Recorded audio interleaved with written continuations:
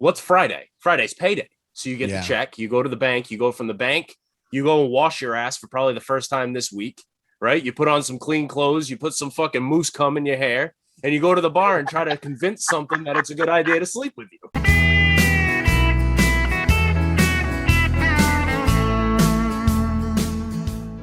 Third world technology. Philippine microphone. Yeah. Cheap ass.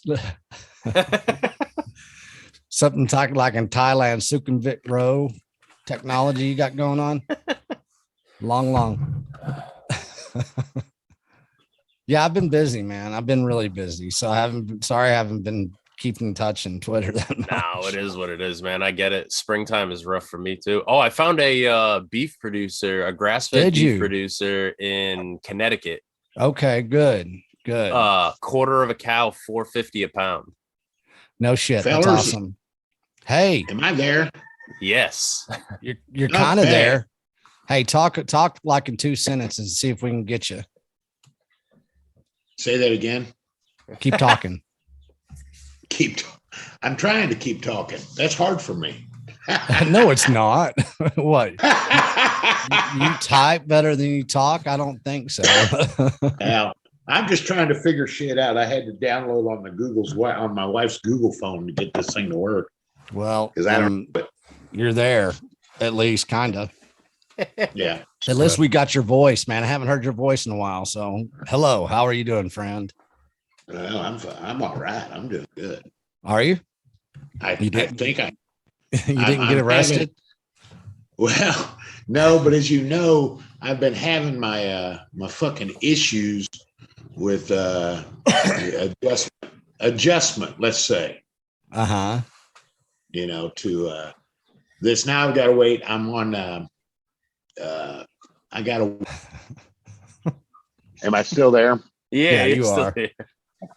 Yeah, I gotta wait now another week or so to try and get my plumbing up and running, because none of it worked. All this PVC cement, after doing a lot of research, the local PVC cement doesn't really work on pressurized systems. Oh yeah, I saw y'all working that stuff through. So yes, I had leaks everywhere. And then I used a bunch of shit to just kind of cover up the leaks, and then it pretty much did it, and then it pressurized up the system and started blowing shit off, elbows and shit. And I'm like, fucking Christ, That's awesome.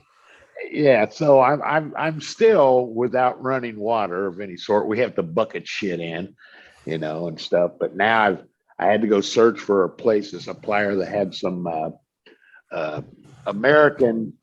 It had weld-on primer, for the PVC, and then they had some, the cement that goes with it. So I've got to tear the whole system apart, do it all over, goddamn again, and shit. It's just, you want running water? What the fuck does this look like, Bubba? Come on. I know. Exactly. I'm such a fucking Western man.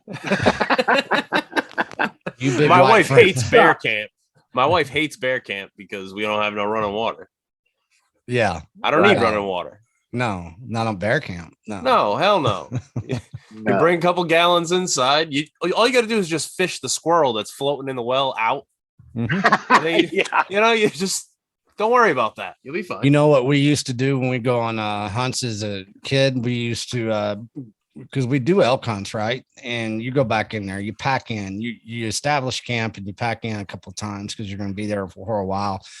What we learned, I guess it's not uncommon, but we would pack in, the big old 5-gallon, 10-gallon things of water, those rectangular ones back in the day, and we just use bleach, and that's it. And you could get bleach in, from the rivers or whatever. So you just carry some bleach with you.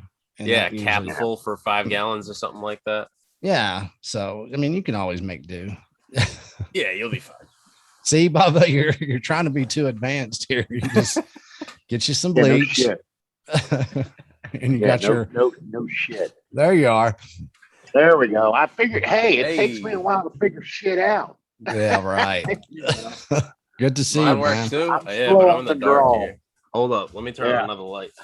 Well, thank God you got your safety fucking vest on. I just got home from work. All right.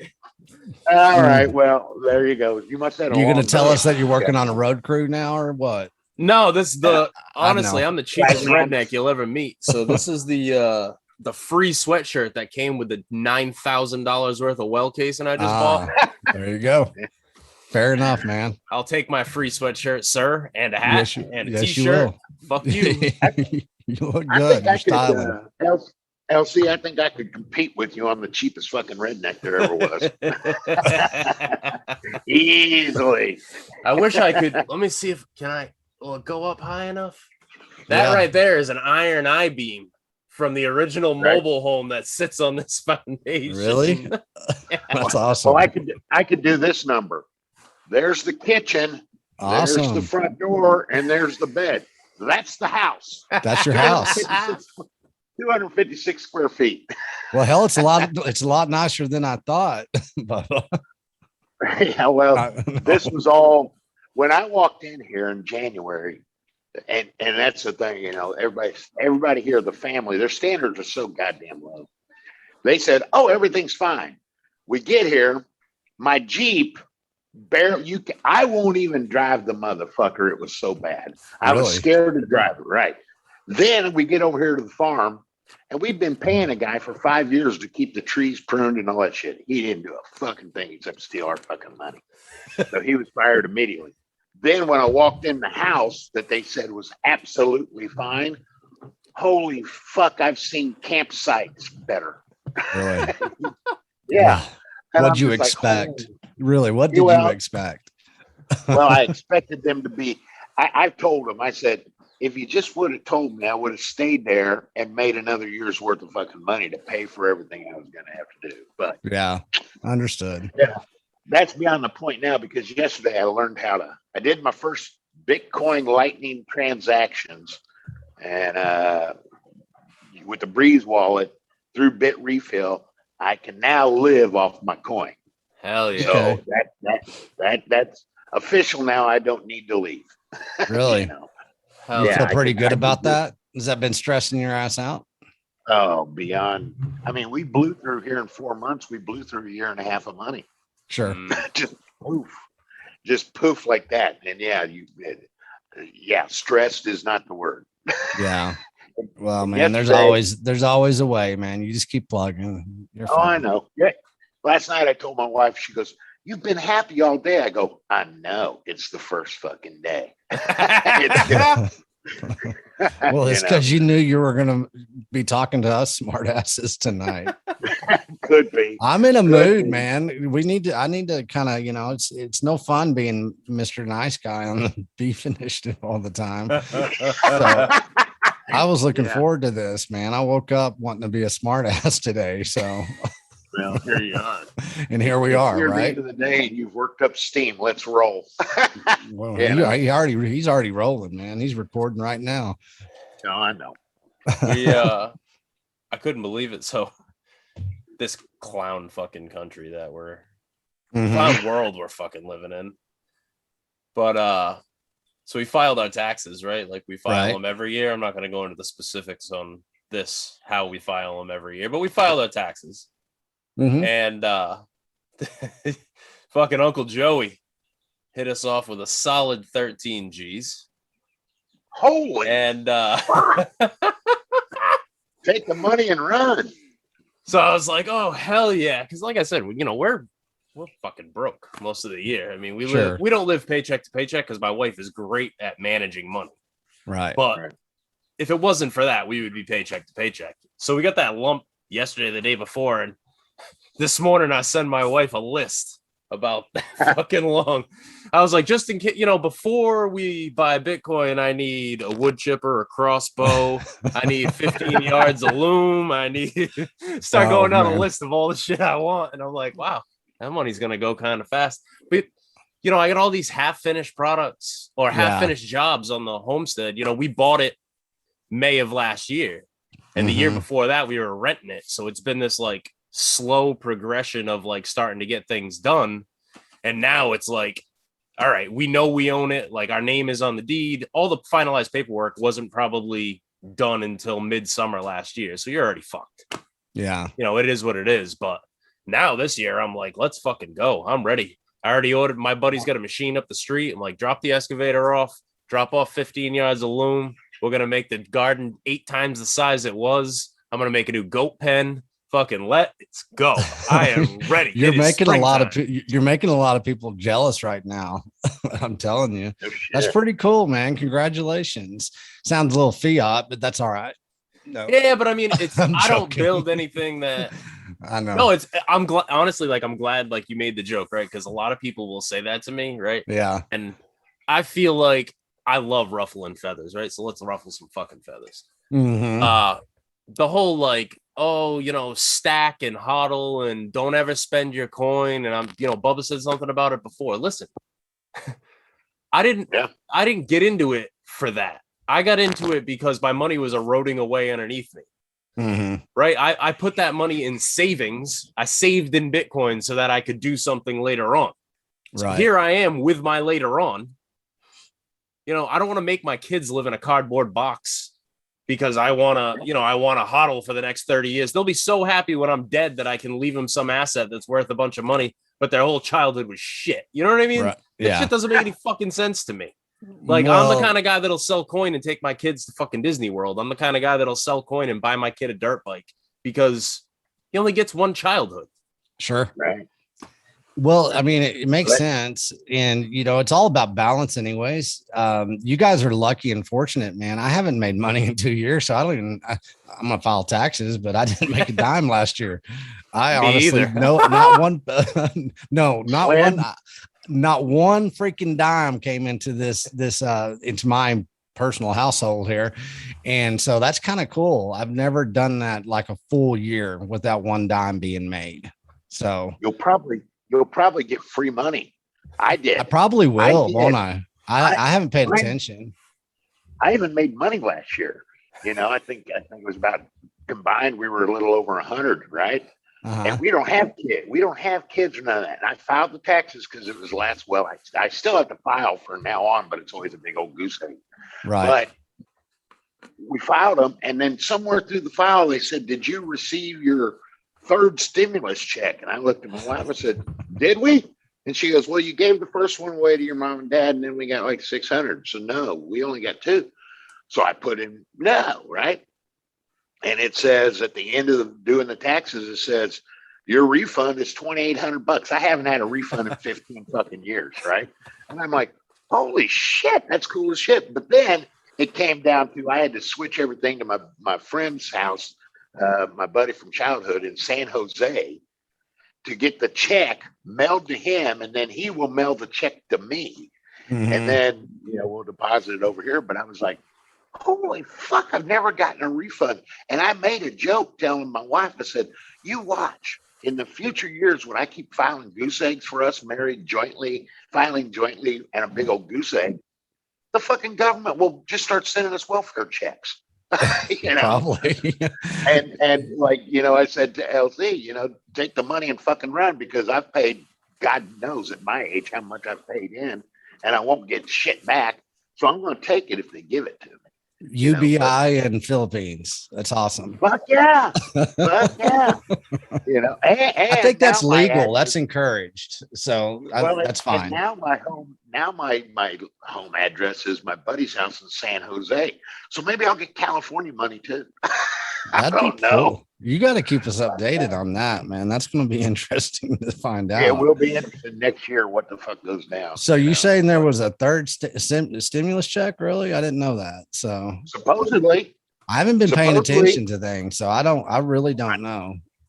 I know I didn't get it. I know I didn't get it, and yeah, like I said, it freaked me out that I was getting a refund, because I was like stressing over, okay, I'm going to have to send a check to my buddy's house, and then he's going to have to send it into the government, and then it comes up a fucking refund. And I was like, well, fuck me, this is great. Yeah, fuck you, Uncle Joe. Well, y'all are going to vote for him. y'all are cleaning house on Brandon. Yeah, well, I guess I would actually have to register to vote, wouldn't I? Yeah, that's true. That is true. Those days gone by. I voted once. And that was Reagan way back in the day. Wow. And then I watched all that. Then that's when my awakening was starting. I'm like, fuck this vote crap. Young and impressionable. Yes, young and impressionable. Yeah, I was. I think I was 19 or something like that, or 18 when that happened. Yeah. And then I did that, and I watched Reagan just, the amnesty bill and all this other bullshit that went on. And I was like, and he's spending money like a motherfucker. He did. And I'm young and didn't really know that much, but I was like, this is wrong. This is fucking wrong. Well, both of you and I remember those years, Bubba, and everybody listening to this right now, whoever you are, you're younger and shit like that. Guess what? Russia was the enemy back then too. It hadn't changed, man. It has not changed. It's always been the same psyop. It's always there. It never goes away. Be afraid of the Russians. I mean, it's such a clown show to watch right now. Yep. It is hilarious. Price hike. Yeah.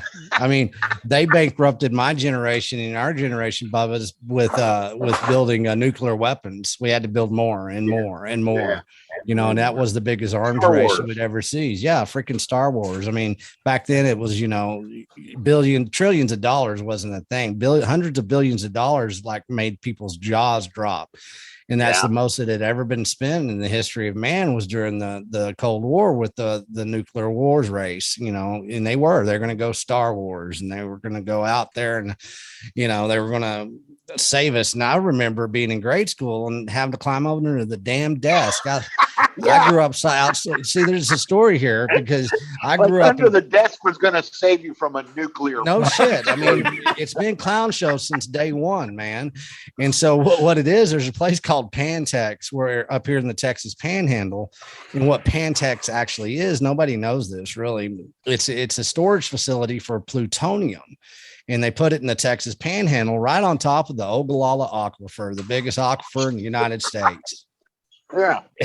And you know what people in Amarillo say? They say, well, it's good for the economy. It's bad for us, but good for the economy. So we were taught growing up as kids that, if there's a nuclear blast, we're in the top 5 list because all the plutonium and warheads that are still, and they're little igloos above ground. And they're top secret and all that. You go out to Pantex, you get too close, you're going to get arrested. It's one of those type places. And so, go ahead. No, those desks, they weren't going to do much good, but it's part of the clown show back then as well. Well, I'm the same way. I lived in southern Indiana, 20 minutes from the Crane Naval Base, which was a big fucking weapons depot. So we always made the joke, well, we're on the list. And then when I moved to Nevada, that little place I lived on, Walker Lake, right down the road is where I went to work, and it was the biggest armory depot. They were mostly just demilling old bombs and stuff, but that's where I was driving the truck around the base, filled up with fucking bombs still from Vietnam and shit. And we'd take them out to demill them and stuff like that. But I'm like, why do I keep moving next to these, like you said, the igloos and stuff? It was like a Quonset hut, but it was made of cement, and it was fucking 4.5 feet thick of cement, each hut. And they were covered with grass, so you couldn't see exactly. But it was all over the place. And even on this base, they had what they called Little Iraq. It was a training ground where they would fucking go in and bring the Marines. You'd hear the helicopters come flying in, right? And then you'd hear them drop down. You'd stop hearing the helicopters, and then you would just hear rat-a-tat-tat, rat-a-tat-tat, bum, bum, bum, bum, bum, bum, and then the helicopters would fly away. So they were flying these guys in to train them to go in and fucking kill everybody and then get the fuck out. Mm-hmm. This was daily. They were training for Obama.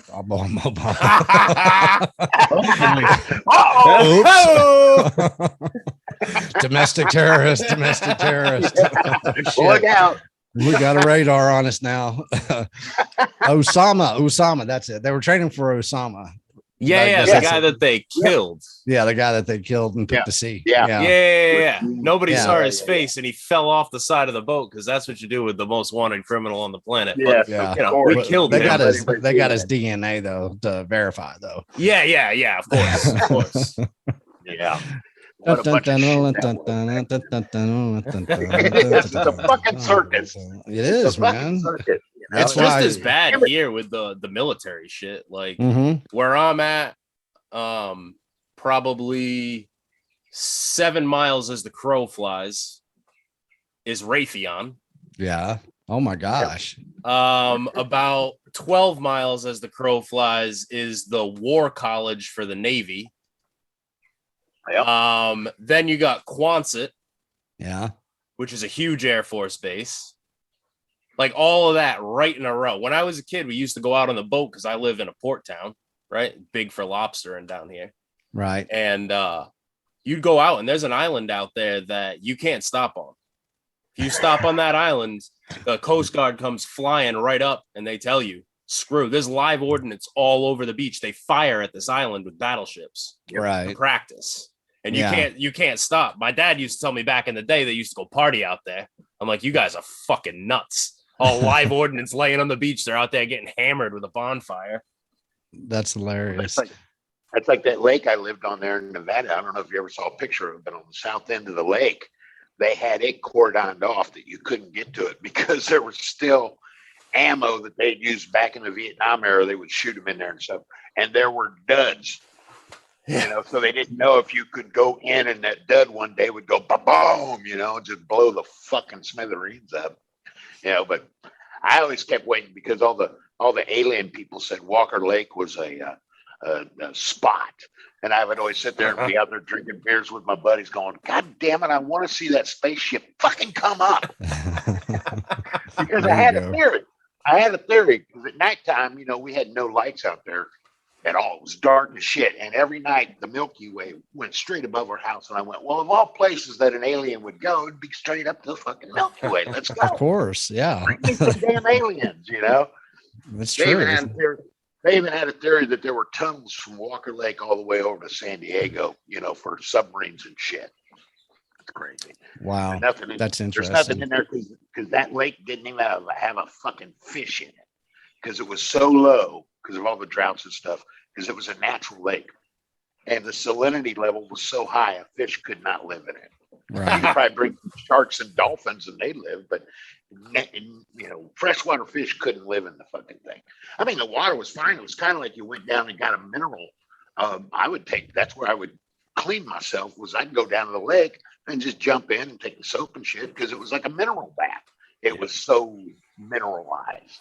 I loved it, but big fucking lake. Yeah, what is the lake that's Salt Lake? I don't know. It's over there. Anyways, you get in the lake and you float. Salt Lake. Yeah. In Salt Lake City. Yeah. Is it Salt Lake? Yeah. Okay. Yeah. Yep, Utah. Yeah.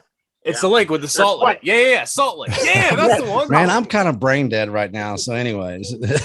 Well, there's a lot of salt lakes out west, there in Utah and Nevada stuff, because that's all it is. It's minerals all over the place. I mean, trying to grow something in Nevada was really interesting.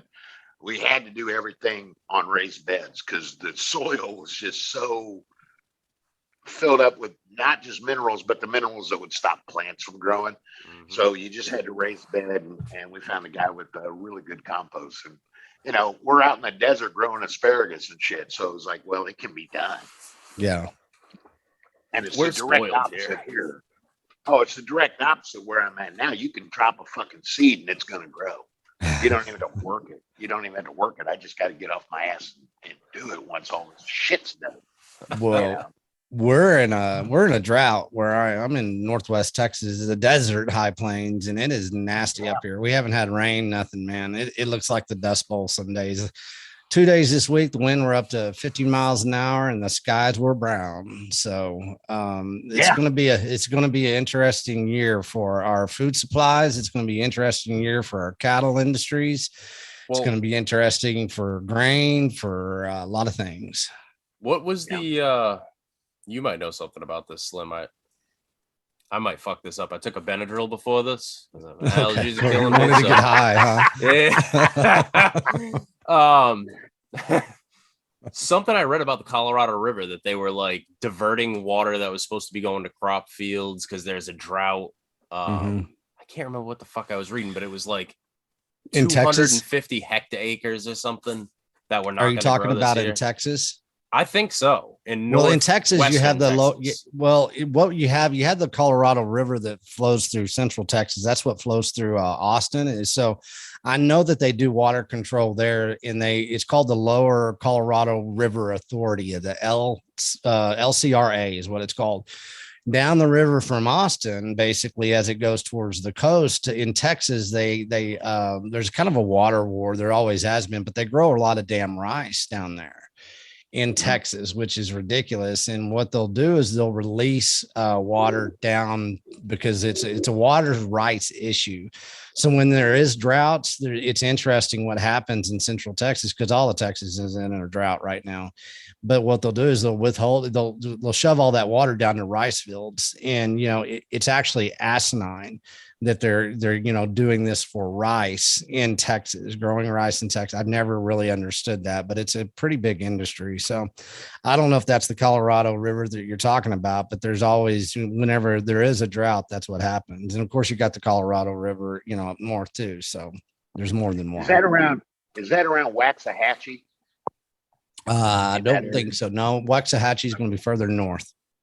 Yeah, it's going to go down. Colorado River goes down through basically it goes down through Austin, and it goes down through Bastrop, and it goes that way. So you go comes from the west, northwest down to the southeast is how it flows. Well, they're diverting. They must be diverting somewhere, because Lake Mead, if you haven't seen that in a while, Lake Mead is fucked. Mm-hmm. The line, you can see the water line, and and that's the shit that goes off to Vegas and LA and shit. And it's way down. It's gonna be interesting. Down. Yeah. I guess don't know how you fucks can live in shit like that. Yeah, you wouldn't survive. Plenty of fucking land with I can't even walk on my property without getting wet shoes. Like there's just water everywhere. I'm telling you, man. I tell people that West Texas, they ask about it. Like it's got its own beauty, of course, and it's got its own ugliness, of course. I just tell people it's like an old Clint Eastwood freaking Western, man. That's what it looks like. If you want to get black and white with it, go with the Last Picture Show and shit. You got tumbleweeds and you got dirt in the air and all that kind of stuff. You wouldn't like it, also. You don't like heat. No. I don't think you would. You're not gonna like it when you have to come visit. I want Alaska. That's my. Yeah. Oh yeah. Right now my bear camp is 30 minutes from the Canadian border in Maine. Oh really? Okay. Is that the place was it your uncle that lived up there or something like that? Or? So my stepfather. I'm sorry. Yeah. Awesome. Yeah. So, and that's 3 feet of snow on Halloween morning. Right. I was going to say, I used to drive up to the tip of Maine, up the northern tip of Maine. And I hated it when they give it to me, like a load going up there in the middle of fucking winter. It was just like, oh shit. And you'd get up there and you're driving along the road in the big truck and you're looking over to the side where they got it plowed. And it's just, it's up to the fucking window. And you're just like, well, okay. And then, everybody plowed it though, so when you had to pull into the parking lot, it was there, but you're just sitting there getting unloaded going, holy shit, look at all that snow. Crazy. He lived up there, Bubba. He had that camp. He lived at that camp for 11 years. No running water. Lucky man. I've heard you tell that story on something else. And I was like, when you were telling the story, I was like, God damn, that's the shit. He had himself. Yep. And that's what he had. And, I lived that way for many years by myself. And there's times when I kind of wished I was there again, but most of the time not. Watch your time. I know. He used to plow with a chicken. He used to plow his driveway with a 52 Farmall Cub with a little tiny plow on the front of it. And that's what he little blade on it. I'm like, you're fucking retired and you have money. Like, buy a fucking plow or a snowblower or some shit. And he's out there just bundled right up, 47 layers, 6 inches of snow on his shoulder, plowing. I'm like, I don't get it. He was a mountain man. That's how he lived. It was logical to him, man. It's the only thing. It's the only way to live when you live in that much logic. Common sense. His cost of living was nothing. Yeah. I remember him telling me his electricity bill. I'd be on the phone with him and he'd be like, oh, the electricity bill came in. It was $17 last month. Would you have a fucking nightlight plugged in? Right? Like $17 all month? I can see that. You just gave me a very good picture, like a little 20-watt bulb. You know, this barely flickering here. He had a refrigerator. That was his big energy draw. Yeah. Everything else was gas. Even his lights were gas. Everything else was gas. One of those rounded out refrigerators.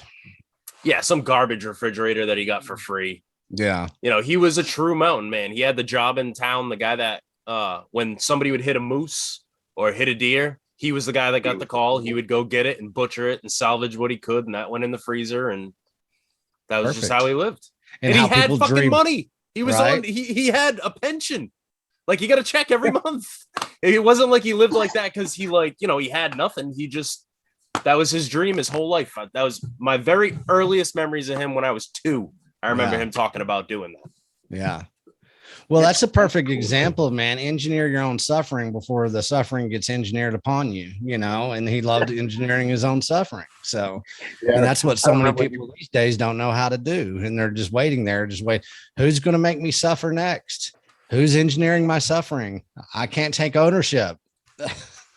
I can't take ownership of my consumption model, be it food, be it content, be it audio, video. Who's going to engineer my suffering today?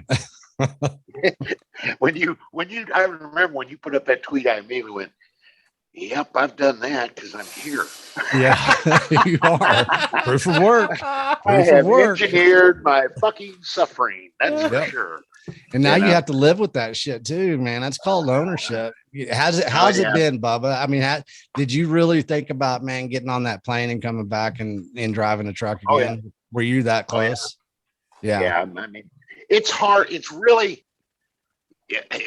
hard, the adjustment. Yeah. And everybody goes, oh, well, I went to there and, you know, some third world place. And it was a great vacation. That's what I've always said about the Philippines. It's a nice place to visit. Sure. It's a really nice place to visit. But once you have to live here and deal with literally taking what you've known all your life, flip it 180 degrees, and that's it.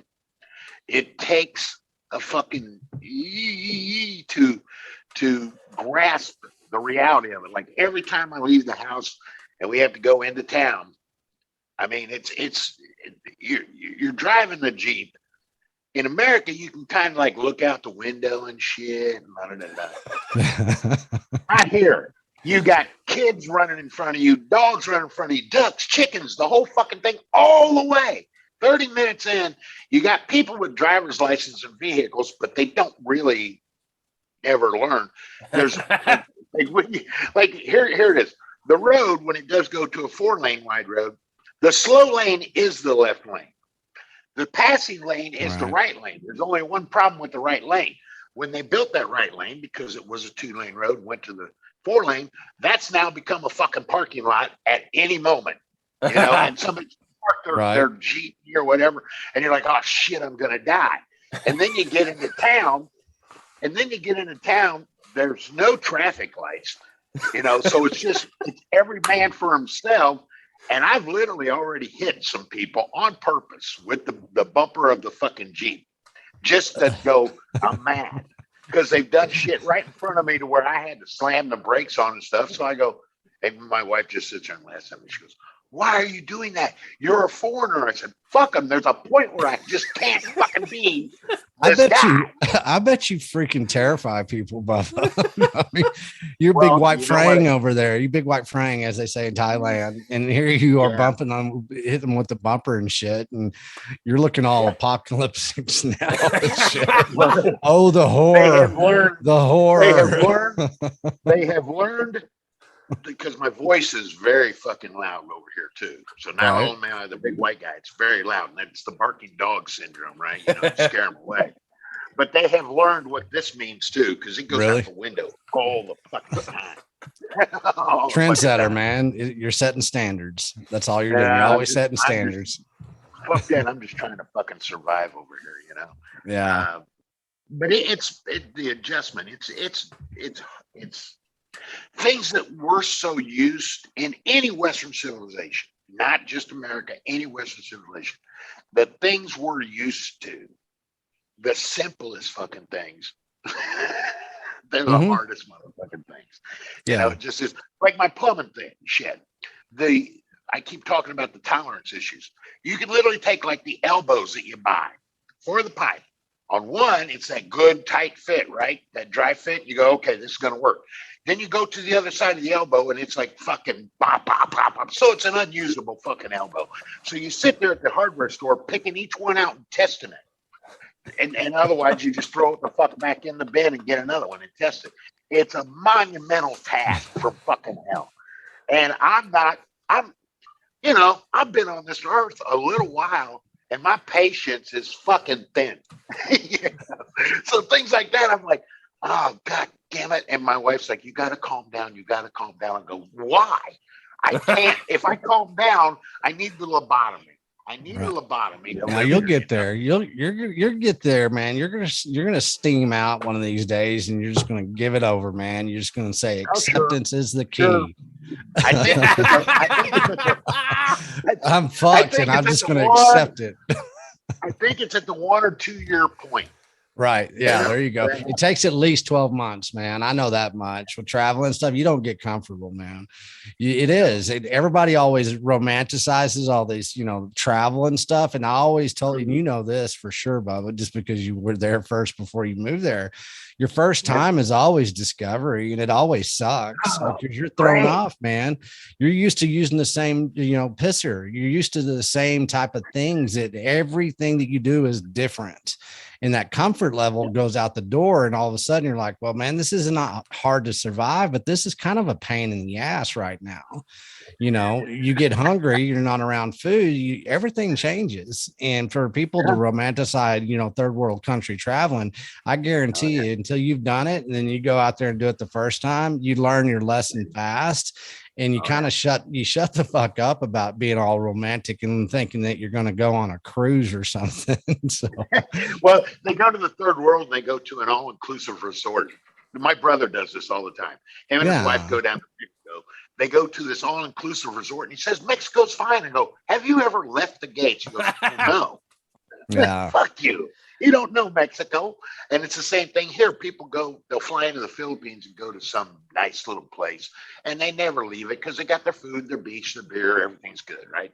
They never leave it. And they come back and they go, oh, the Philippines is fucking fabulous. It's like, walk out the door and live there a little bit. Yeah. Let me tell you, my wife is still having troubles adjusting to this. Mm-hmm. And she's from here. Yeah. She's been married 13 years off and on, back and forth. But she's adjusting that. She's adjusting the fact that when she got back here, she found out that because the reason she really wanted to come home was to be near family. Because when she's 41 now, when she was 25 or 22, she left to go. She's the oldest, to make the family money and send it home, right? So she's been gone for a while. She thought that her family really cared about her. She's come to find out that maybe not so much. Maybe not so much. Really? And she's adjusting. Yeah, see, here's a part of the Philippine culture. It's the most polite, ill-mannered motherfucking society on earth. They're very polite in their ill-manneredness. And because their life is so, I'm just going day to day to make the money to buy the fish. They really don't have time to really learn what caring deeply is about because they just don't. They don't have that time. Mm-hmm. So caring deeply is saying sir and mom. They say ma'am, but they say mom here. It's saying sir. It's addressing the people with the right, kind of like thinking not pronouns, but like her. If somebody's younger, they have to say ate to her before they say her name. They always say to me, Tito Bubba, my nephews and nieces. Tito Bubba, I go, it's Bubba. Stop the shit. And they want to grab my hand. They want me to grab their hand and put it up to my head because that's a sign of respect. And I'm like, no, do not. And I keep telling the kids, I go, that's a form of submission. Don't submit. And of course, they look at me with like, "What the fuck are you talking about?" But it's such a different. It's just a different culture, and people think I'm mean when I say that. When I say that, I'm not being mean. I'm just saying it's the way it is. And that's okay that that's the way it is because they function. That's how they function. It's my need to adjust to that stuff. I have to be the adjuster. I can't make them. I'm a guest, so I can't make them adjust to my fucking way. Unless there, as I always say, if you're inside my fence line, you're adjusting to my fucking world. You know. But if I'm outside that fence line, okay, I gotta get on your page. You know. Yeah. How many months has it been now? 4.5. 4.5. Wow. No, 3.5. Really? Wow. Yeah, because we got Feels here longer. basically January. Well, we got here January 1st. So that's true. That's true. Yeah. And it'll get there. And we've had to, that's part of it because we had to turn on. We thought we'd come here because everything was fine. We thought we'd come here, relax a little bit, and then get to work. All the work we've done so far is not to progress the farm. It's been to repair fucking everything. So that's been the real stress bummer on me is like, oh, fuck, when are we going to get done repairing? And we're getting close, but we went full steam ahead and, you know, fucking just balls out to get it done as quick as possible here. Yeah. And we did get this.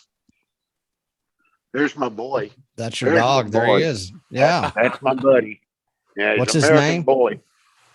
Buddy. Yeah. Because I always sit there when I had dogs, it'd always be like, come on, buddy. Come on, buddy. I'm like, I'm just naming the fucker Buddy. You know? Fair enough. But he's 3.5 months old. And he's already 22 pounds. He's gonna get up to about 60 pounds. Something like that. What are you eating? What's he eating? Duck eggs? Not yet, no, because you've seen that we've only got 12 ducks left. Oh wow! Because ducks are they're not tameable, they're trainable, right? Mm-hmm. And while we weren't here, they trained them just to sit there and wait for their fucking feed. So we got here and turned them loose. They weren't eating. They weren't fucking eating. And you can see them. They're starving and shit. So I went. And then they gave up the eggs because they weren't eating, right? So the egg production totally dropped to fucking, we had 200 ducks and we had days of absolutely no eggs. Like days on end, no eggs. And I went, okay, here's the problem. I did some research and I found out when you change their way, they're lost. So we gave all those ducks away, culled a few and ate them. And great, they taste great. We gave them away and we kept 12, and we're going to build up from there and train them to be free range and shit. But because ours weren't, they just sat around waiting, and they just sat around in their little spot, quacking all day. And then here comes the food in the morning and in the evening, and they did no work. They weren't going out and shitting everywhere like they're supposed to. And then, it just start over again. That's what it is. Sure. Start the fuck over again. Sure. Well, I mean, you're dealing with this, so that's cool. It is. It's tough. So. Yeah, it just comes to a point. The wife, Cressy, didn't want to do it. And I said, well, look, you can only ride the dead horse so fucking long. Yeah. And you got to get out and start over again. And so we gave them away. Everybody that wanted them, because they were like, oh, ducks. Her mom took fucking 100 of them. And some other people took them, but they were all going to feed them. Well, they found out the cost of feed has fucking gone through the roof. And so they've all culled them or gave them away and whatever. They're not even on them anymore. But we'll get them back, But my big deal is the rabbits and the goats, because I want the milk, the meat, the milk to go to cheese, and just milk, good fucking raw goat milk. And then the rabbits, because they proliferate so fucking quickly, you can basically, it's a lean protein, so that's missing, but you can get the fats in there. But you start out with maybe 3 or 4 does and a couple bucks, and they screw, they come out every 30 fucking days, and it's a big litter, and in 3 months you call them, and it's literally, you can get a fucking almost 1,000 pounds of meat in a year off of rabbits, and you don't have to do, they're not grazing, obviously, but you can get lots of protein. Sure. And we're looking at maybe down the road trying a cow. Just get one and put it down there. Getting a cow down to the farmyard though could be a bit of a fucking trick, because it's literally downhill, probably a football length, and it's pretty steep. And then it gets to the flat land, and then it goes up in the back is the way the land is. It's a big valley. And, we don't have the modern conveniences of roads right down to the barnyard and stuff. So we're going to have to walk the cow down the hill when we get it here, So I don't know. We'll see how that works, Sure. That's good, though, man. Here, but... Yeah. What's up with I thought you were getting a cow. Didn't work out. So my property is like 5 acres. Mm-hmm. Almost exactly split in half is nice green grass, right? I got my orchard, I got my house, I got apple trees and peach trees and pear trees and blueberry bushes. And then it is so fucking wet that you need waders on to go in the other 2.5 acres. Really? Like you step, and it's literally right where the grass ends. You step off that and it goes halfway up your shin in mud for 2.5 acres straight back. Yeah. So if I had a whole 5 acres, of grass, it would be like easy to do a steer. But here it's like, I got 40 birds. I got 18 egg layers that are going to be full time. She bought 22 fucking ducks because the communist state of Massachusetts won't let you buy anything less than 20. Like, we got goats, we got all this, like, there's so much. And like, listen, I love my wife, right? I love my wife so much. But she was raised a city girl. Yes. And, we were driving after work today to go get her car from the mechanic shop. And I'm like, how are the chickens? She's like, you didn't tell me to check on them. And I was like, well, so, all right. So some of them are outside now. So how about the ones in the basement? She's like, well, you didn't tell me to check on them either. I was like, but when the other ones were in the basement, you were down there every morning. There's still something. So from now on, can we just assume that as long as we have animals, every morning for 10 minutes, you make the round and make sure there's food, water, and they're alive. That's it. Let's just make that a standard thing. And she's like, oh, all right, yeah, that makes sense. But like, I get frustrated because I don't think in my head, in my head, I've been doing this my whole life. Right. But she has not. And I forget, like, to me, that's like, the same thing as putting socks on before you put your work boots. Probably more common sense than putting socks on before you put your work boots on. But I don't, it's hard for me sometimes to remember that she doesn't come from that. So I have to be patient. A marriage don't last all that long if I'm like, what are you, fucking stupid? Yeah, that doesn't work. Check the goddamn animals. What the fuck is wrong with you? Like, I can't, my inner dialogue, maybe, but, I got to check that before it leaves my mouth, and I have to remember that, like, not only that, like, the way I treat her is, and I stand by this, the way I treat her is the way my boys are going to grow up and understand the way to treat a woman. Sure. Right. And I have 3 sons that watch me. Right. My oldest imitates me, and it runs right down the line. The middle kid imitates him, and the baby imitates, the second youngest. So I have to watch what I do. Like, it's everything. It's not like it was, I was I was a prick for a lot of years. I ran with fucking guys that were assholes, and, I made a lot of money, and, I didn't have a lot of respect for anybody that wasn't me or somebody that brought value to my life, right? Whether that be in money or if they had good drugs or whatever they had, or they had worked for me. Like, those are the people that got some degree of respect, and everybody else was, fuck you, this is my world, you just live in it. Sure. So, now, like, in this shift of, like, raising a family and, like, being married isn't fucking easy. Everybody's like, oh, you're lucky you're married. Like, you have no fucking idea what it takes to stay married. Mm-hmm. Like, you have no fucking clue what it takes to stay married. And I'm not talking about like pussy or anything like that's a whole nother like basket. Like, we're not even talking about that. We're talking about being able to conduct yourself in a manner that makes one other human being able to withstand being around you. Like, I don't know if like you guys can identify with that, but I'm not the kind of person that people want to be around most of the time. No, I can come. My wife for 13 years has heard this. How do you do it? How do you do it? Is that praise? How do you? No, well, it's praise to her. It's praise to her. That's what I'm saying. It's like how everybody that's known me for a while, and I admit this. I am not easy to live with. I'm not even close to easy to live with. I wouldn't want to live with me because I don't think I'd want to live with you, Bubba. I don't think I'd want to. You would. I'm not the asshole everybody thinks I am.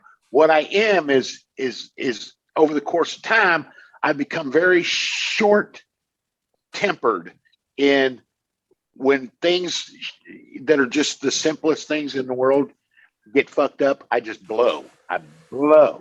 But my wife has learned, she says, well, it's good. He yells for 5 minutes, blows the fire out, and it's done. It's done. And then I'm like, okay, let's go. Let's work on this. But I need to blow that steam, and she's used to it, and she lets me blow that steam to get that over. Most people think I'm ready to go into a fucking war, and I'm like, no, I just need to blow off steam. That's all I gotta fucking do. And it literally takes 5 minutes at the rate that I can blow. I'm like a pressure cooker. The lid pops off. Doesn't last very long, but it's pretty hard when it happens. Yeah, you guys are living the life, man. I'm the guy out here that I can say, well, I have been married. I have son, everything. I'm not married now, and I just don't know. I just don't know. I really just don't know, I was going in a direction before I started talking with you guys tonight. So you guys need to kind of step it up there for, how wonderful marriage is, man. It is. It is though. It is. It is. It is though. Like, I don't, and especially it's LC. This is how you keep the mosquitoes off of you. Oh, wow. Nice. Long pants, long shirt, and it's 90 degrees outside. And then that's my problem when we go down to the hill. But when you're talking about putting up with marriage, her side of the marriage is much harder than my side of the marriage. I admit that freely. Well, and then you're a lucky man then, right? Yeah, I am. Yeah. Well, people ask me all the time. I don't know if LC can go with this. People ask, because you knew your wife forever, right? Before you guys got married, right? Yeah, we met each other when we were 13. Well, all my exes, I've stayed friends with almost all my exes, except a few of the real psycho ones. Preach. But some of them, we broke up because I just wouldn't get married. And then when I get married to her, they're all like, why her? Some of them came to the wedding. Why her? And I go, she's nice. And they go, what? And I'd say, she's very nice.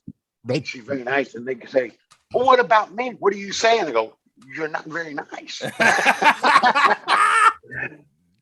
I tell them all the time, I go, I knew when I met her immediately. We did one chat on the internet. And I went, oh, shit. And my mom woke up the next morning and I said, I met my wife. And she's like, what? Mom didn't even know what I was doing. I said, I met my wife. She goes, what are you talking about? I said, I've met the nicest person on earth. And by God, I'm not going to let her get away. And that was it. That was it. Because 7 months later, I was on a plane to the Philippines and we got married 24 hours after the first face-to-face. Wow. That's impressive. That's hard to do. That is very hard to do. You're the only person I know faster than me, Bubba. I was like under a year. Well, is that it? Under a year. Oh, there you go. Yeah. Well, that's a lot of faith, you know, though, man. That's hard to pull off, man. And to get married and go with it, and go through those idiosyncrasies that we all do whenever we meet somebody. It's the smallest things you gotta get used to, and you're gonna say, "Hey, I'm gonna have to live with this, and I'm gonna have to be okay with this," and you compromise a lot up front, I guess. So I'm a filth and pig, so I'm pretty easy to please. Yeah. No, but seriously, like me and my wife met when we were 13, right? We dated all through high school. Then we split. Mm-hmm. She did the right things with her life and got a responsible job and a new car and lived in nice places. And I worked on the road and, traveled with bands and did a boatload of drugs. And I did all the all this crazy shit. Right.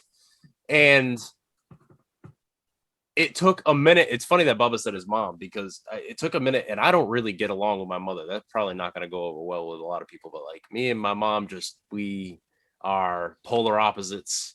And every once in a while we have a good conversation, but other than that, we just butt heads.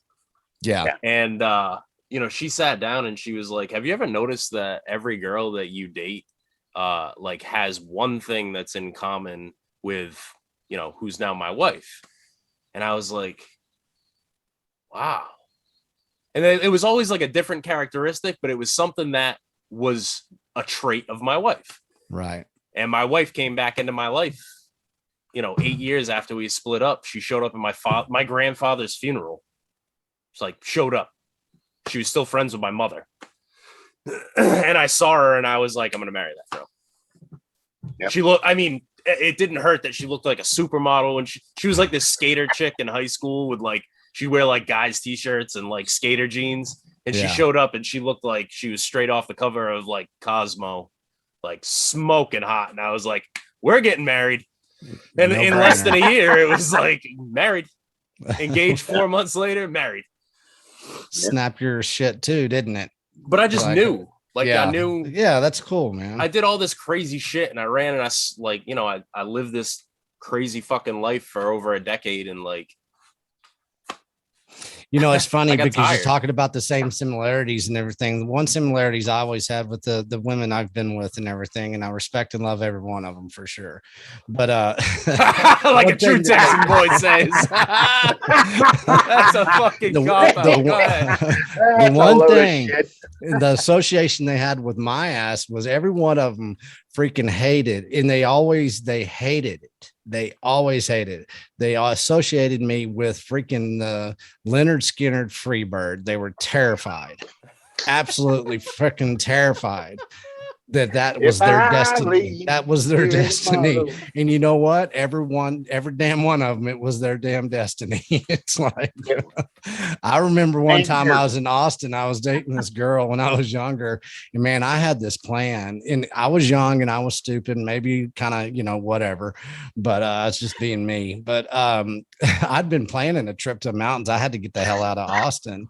And so you could always tell when I'd start listening to Little Freebird that I was probably going to leave. Yeah. But it was something I didn't really plan on. It just kind of happened. Your musical taste changed. Subliminal. That's what it is. You start certain content into your life. You act like you're all innocent and stuff, but really you're being maniacal as all hell, man.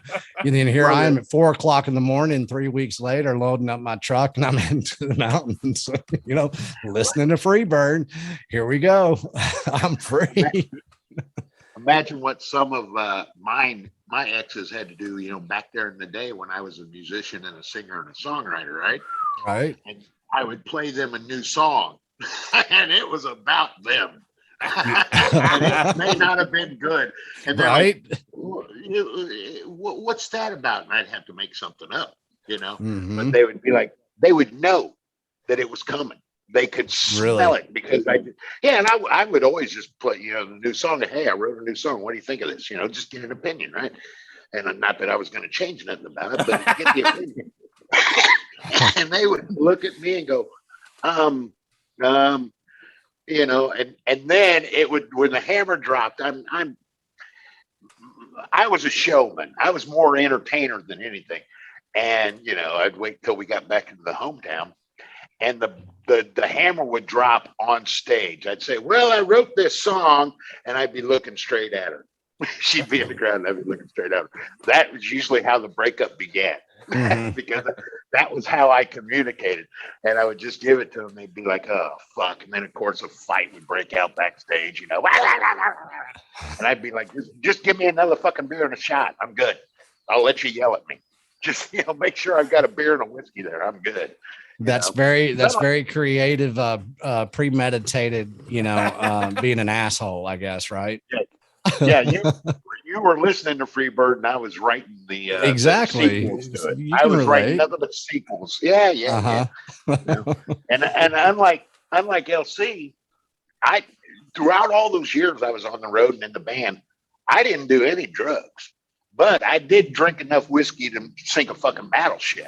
So it was just the same fucking way. But I would watch her. I could never do the drugs because everybody else around me was doing them. And I'd watch the effect that, I watched so many talented people give themselves away to heroin and shit. But the cocaine thing, when they'd be doing cocaine, I'd watch and I'd be like, there is no way I'm doing it because I'm going to like it. I'm going to like it. And I just stayed the fuck away from it because I was like, I don't have enough money for that. And I'm going to like it.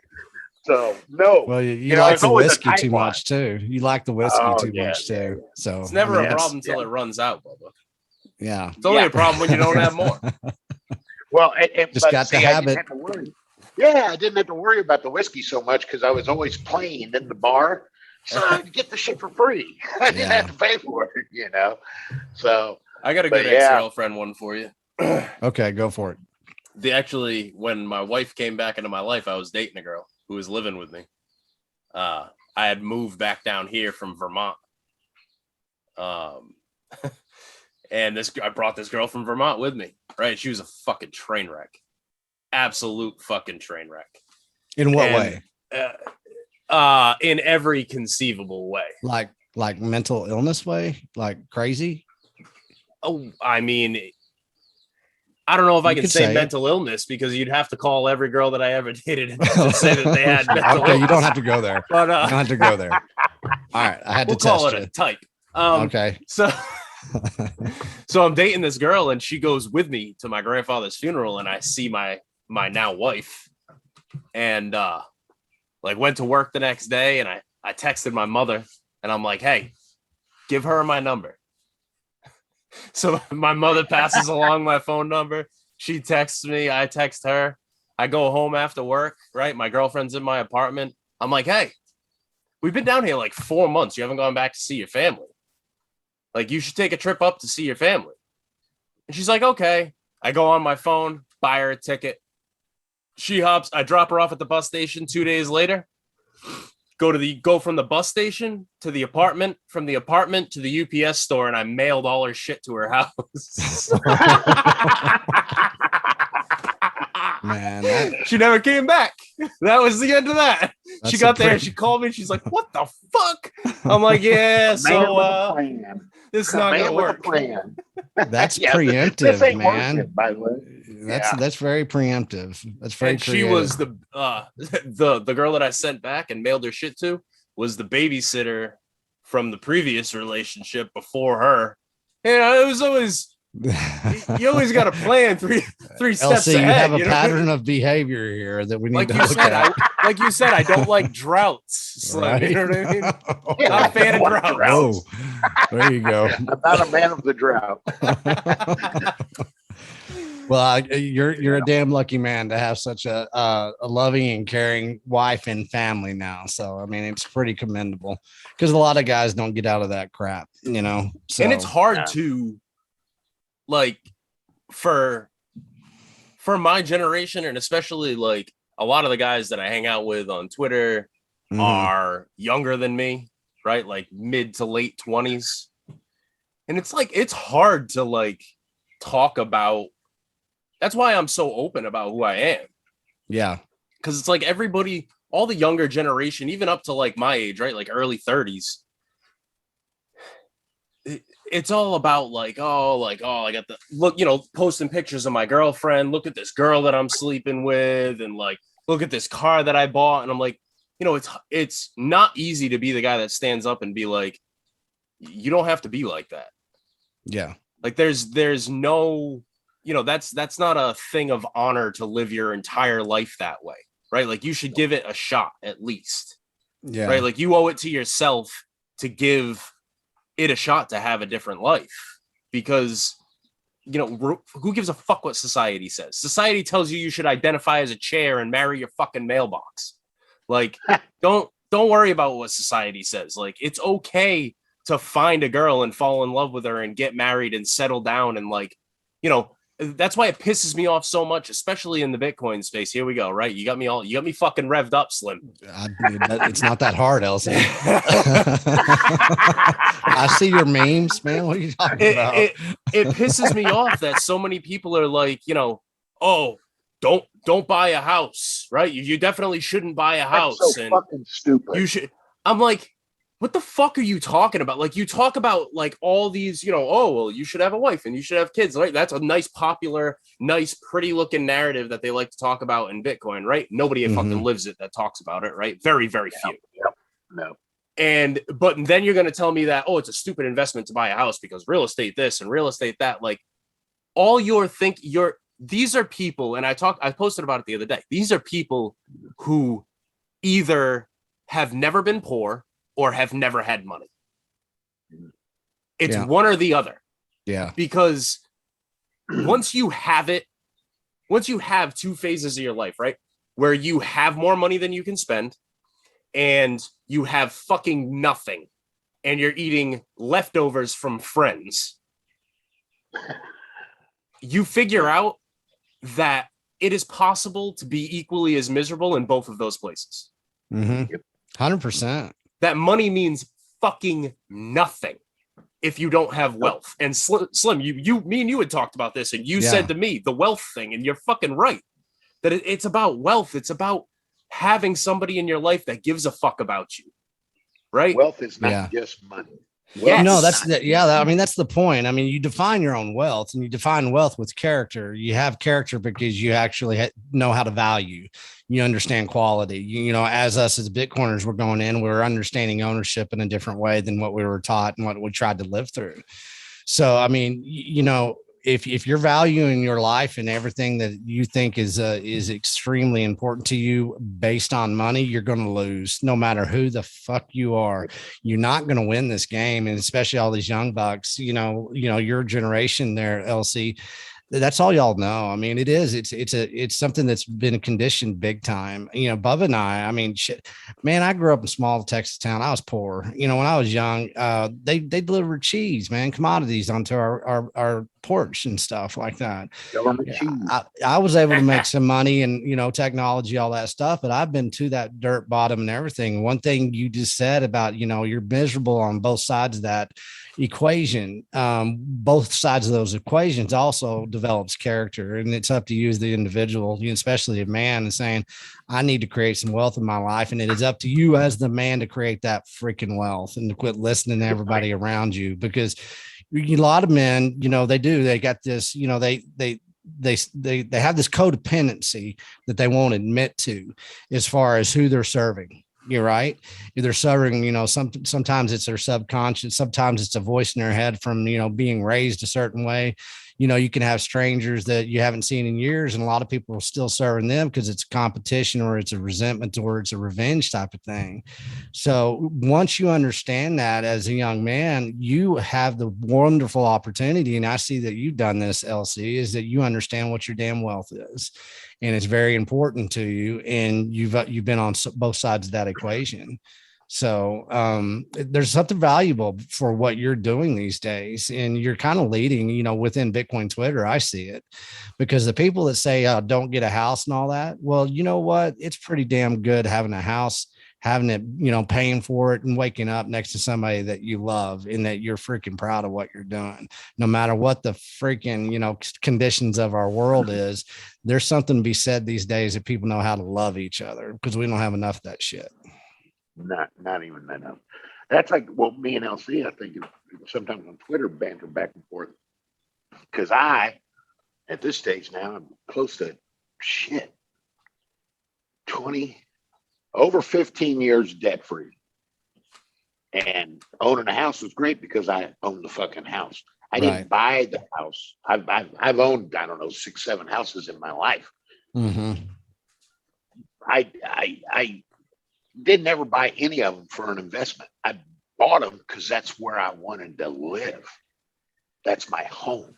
Right. I didn't care about the fucking investment. I didn't give a fuck. But the debt free thing, I brought that up on Twitter, and it's always the younger crowd. Oh, but and I that's bullshit. And I'm going to leverage this and leverage that. You can leverage your ass into hell. Mm-hmm. But if you are debt free, I've told people, I was never fucking felt free in this world till I had no bills. And when I had no bills, the only person, as you were speaking earlier, the only person I was serving at that time before I met the wife was me and my wants and needs. But I really had to get to the part where, okay, I want that. I can't afford it. So fuck it. I used to say to people, I go, well, I want a 69 Chevelle 396 and I can afford it to go to the bank and take a loan out on it. I can't afford to buy it, but that's what I want. I would use those things because in my early days, I was the idiot that had 7 motorcycles, one for every day, and they all had a loan payment. Every one of them was on loan. And I used to brag before I got my act together financially, which was in my kind of where LC's at in the early 30s. I started waking up and going, what the fuck are you doing, dumbass? I brag to people, hey, I've got a fucking perfect credit score. I can go get any money I fucking want. And I was thinking that was a good fucking thing. Now, I don't give a fuck. I don't even know what my fucking credit score is. I don't fucking care. Me neither, man. I gave that up years matter. ago. Yeah, because it doesn't fucking matter. Because I'm never going to buy anything on loan ever again. But in the Bitcoin space, it really fucking just amazes the fuck out of me, the stupidity of when you say debt free, they go, oh, that's not it. You need to leverage it at this price. And blah, blah, blah. It's like, what if you lose your fucking job? And look at the world as we're going. You can lose your fucking job in a heartbeat. Well, then your family is out on the street, motherfucker. Yeah. And you're compromised and you're captured in ways. I mean, being debt captured is a shitty feeling, man. You want to talk about slavery, man. It is slavery. Yeah. And I've had very little bills right now. Whenever I started doing all this, I knew that I had to be debt free. I had to have a couple of years that I could really survive on. I'm not living high on the hog, man. I'll couch surf. I do everything right now. At my age, doing what I'm doing, man, I'm all in now, with the beef initiative. And it is such a freedom to be able to do it because I don't have any freaking fears. I don't have any that 3:45 in the morning, you're waking up going, oh shit, I got to pay this, and everybody does. That's a weird number in the middle of the morning. You wake up and your subconscious has been working on you a little bit and you're going, oh shit, here we go again. How am I going to get through this? We've all been there. We've all done that. And to have that type of freedom within your lifestyle, hell, I have more wealth now than I ever have. And it's all of basically just doing what I want to do and, stepping forward and saying, hey, all of us are going to make some change together with all this and how we've all gotten together with the Bitcoin community. A lot of people that do spout that bullshit off, it is bullshit. And I guarantee you somebody's going to have to, every one of those people that live like that, maybe they won't ever have to suffer. Maybe they'll leverage the debt in the right way. And, they'll have plenty, of fiat, type of things. But one thing they will not have is they won't have a self-engineered wealth that they can really believe in. And then they can, help create that legacy, like LC and I've been talking about, this is about legacy stuff, man. This is nothing more. And, Bubba, you're doing your own legacy now, So that's people what don't understand the power of words. No, they don't.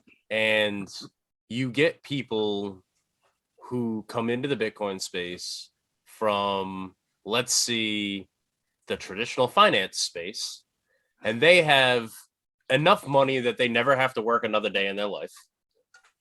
Mm-hmm.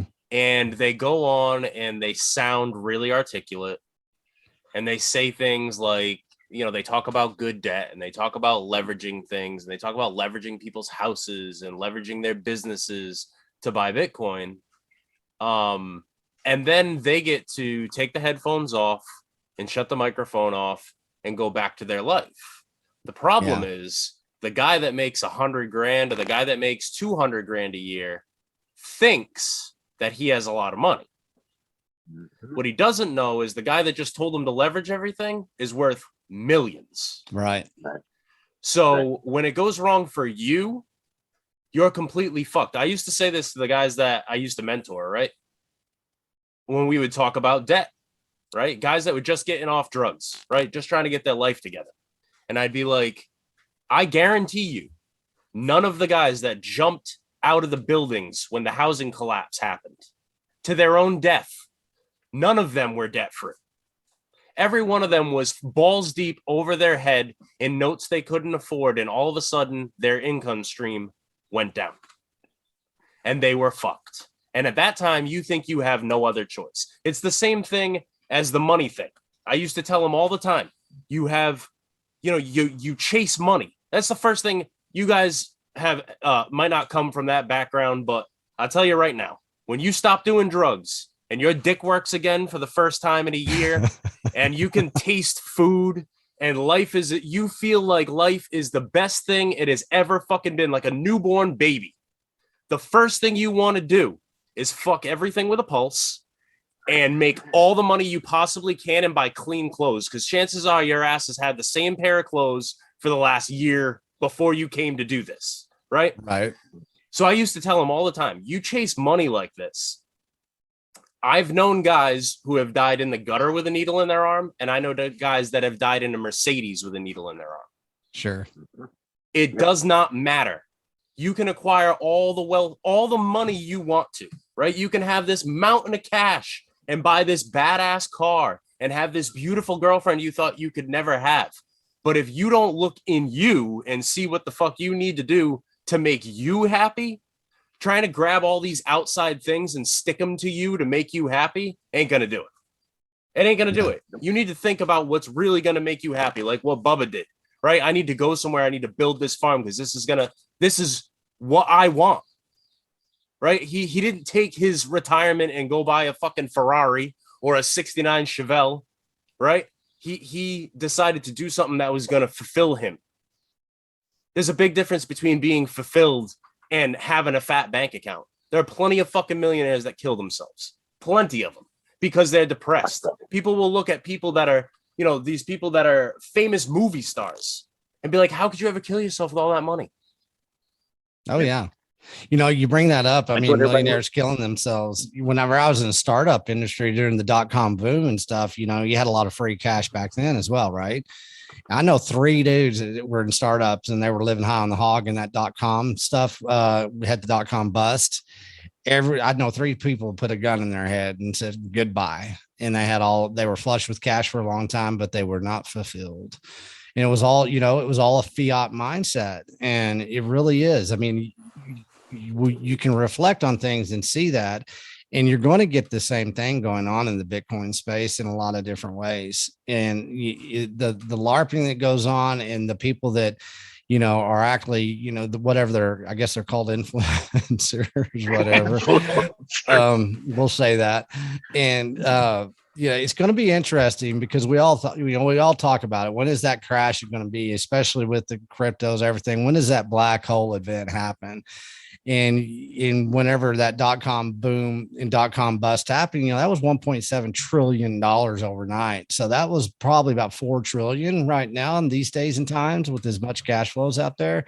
That's going to be interesting. And it just, we keep on inching closer and closer. So I think a lot of people are, everybody's going to have to, check themselves a little bit. And it's something that Bitcoin makes you do is you check yourself, and nobody's free from that. If you're a really person that understands the Bitcoin ethos, because what does Bitcoin exposes the truth, and it's the truth that it does expose within you is you got to look at yourself.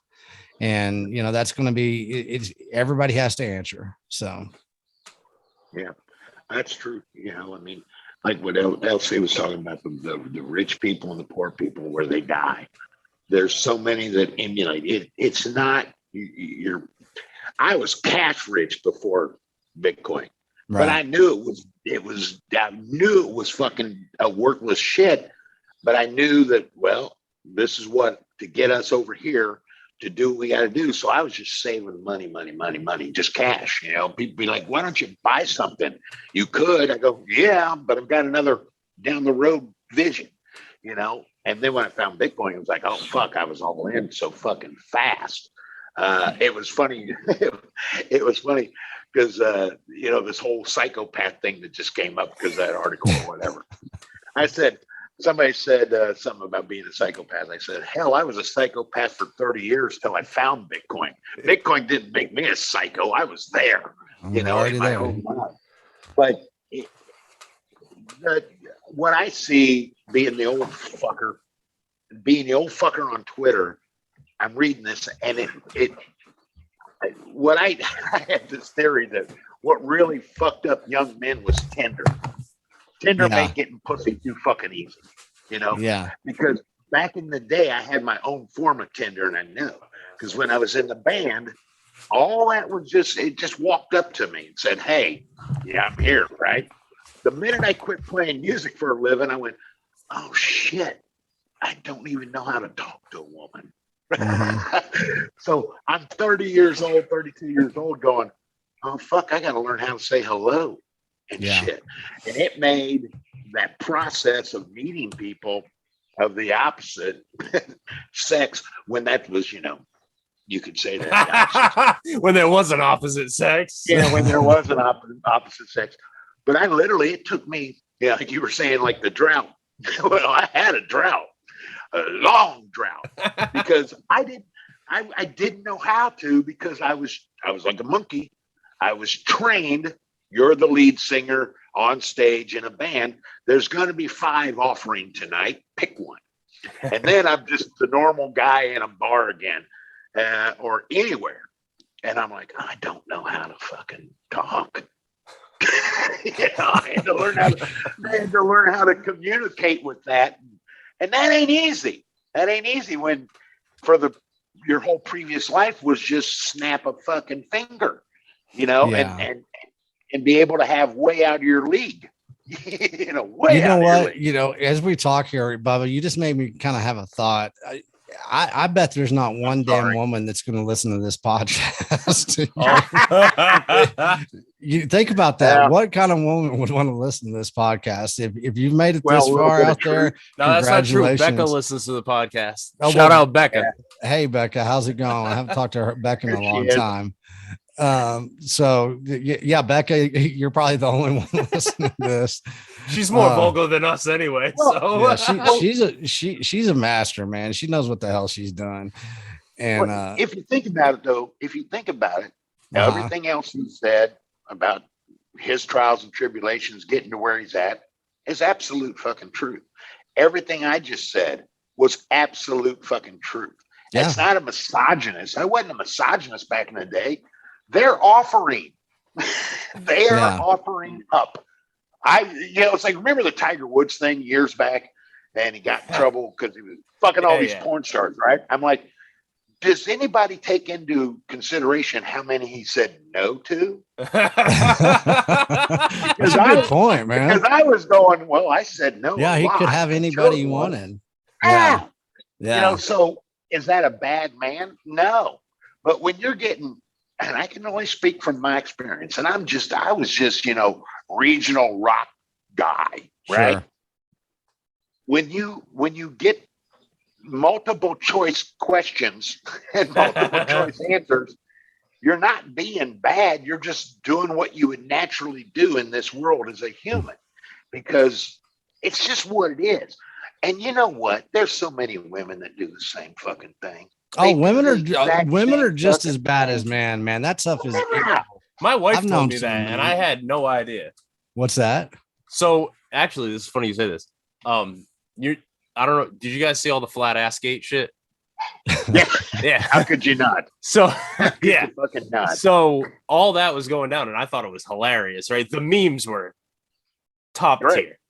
So I started showing my wife some of the memes, and she was like, you know what I don't get? And this is why I love my wife. She's so fucking based. She's like, you know what I don't get? A man does this, right? A man takes a picture of a girl's ass and posts it on the internet, and it's the end of the world. Yep. She's like, but you would not believe how many women will take pictures of men they don't even know in stores wearing gray sweatpants and post them online and talk about men that they don't even know. But nobody says anything about that. She's like, how come you can post pictures looking like a prostitute on the internet, and then somebody posts a picture of you and it's sexual harassment, but you can walk around taking pictures of guys all the time and post them on the internet and nobody can say anything about that? She's like, it's fucking bullshit. If they act like that, they deserve exactly what they get. And I was like, go get them, honey. There Hell you go. yeah. There you go. Congratulations, man. Another notch on there. You would love this, Sophie.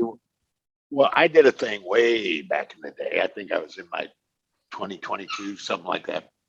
My girlfriend at the time I was living with, this is the curiosity of Bubba.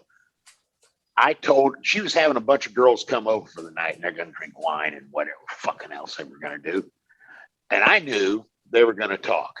And I had always heard that women were much more colorful in their talk than men, because men were like, yeah, I hit that. Man, that's the story, right? So I hid. I said, well, I'm going away. I'm not going to stand around for this. No way. So I hid in the fucking closet and listened all night long. And my ears were fucking burning. You know, They are storytellers, and they get down to minute details. And I'm like, they are better than men at this shit. We are stupid, you know, because our stories are like, yeah, I get that. And the story's over. You know? That's it. That's all I got for you. They would go into these details. They dissect that shit apart. Yeah. Yes. I had it. It was a Barbie doll theory, Barbie doll G.I. Joe theory. Girls grew up playing with Barbie doll, making lives up. Guys had their G.I. Joe, and we threw him in the dirt and tried to blow him up. That was it. Story's over. That's so true. So true. Yeah. My son's mother, they used to have this thing called girl party, and it was fascinating, absolutely fascinating. And they'd have a pool party and all kinds of stuff. And this is in Austin, Texas. And they used to have freaking you weren't allowed. I mean, it was something that was monumental in the type of stuff that they would pull. And, it's far worse than any freaking bachelor party or anything I've ever seen. So there's a lot of truth in what you say, Bubba. It's all spun in a way to make it look a certain way.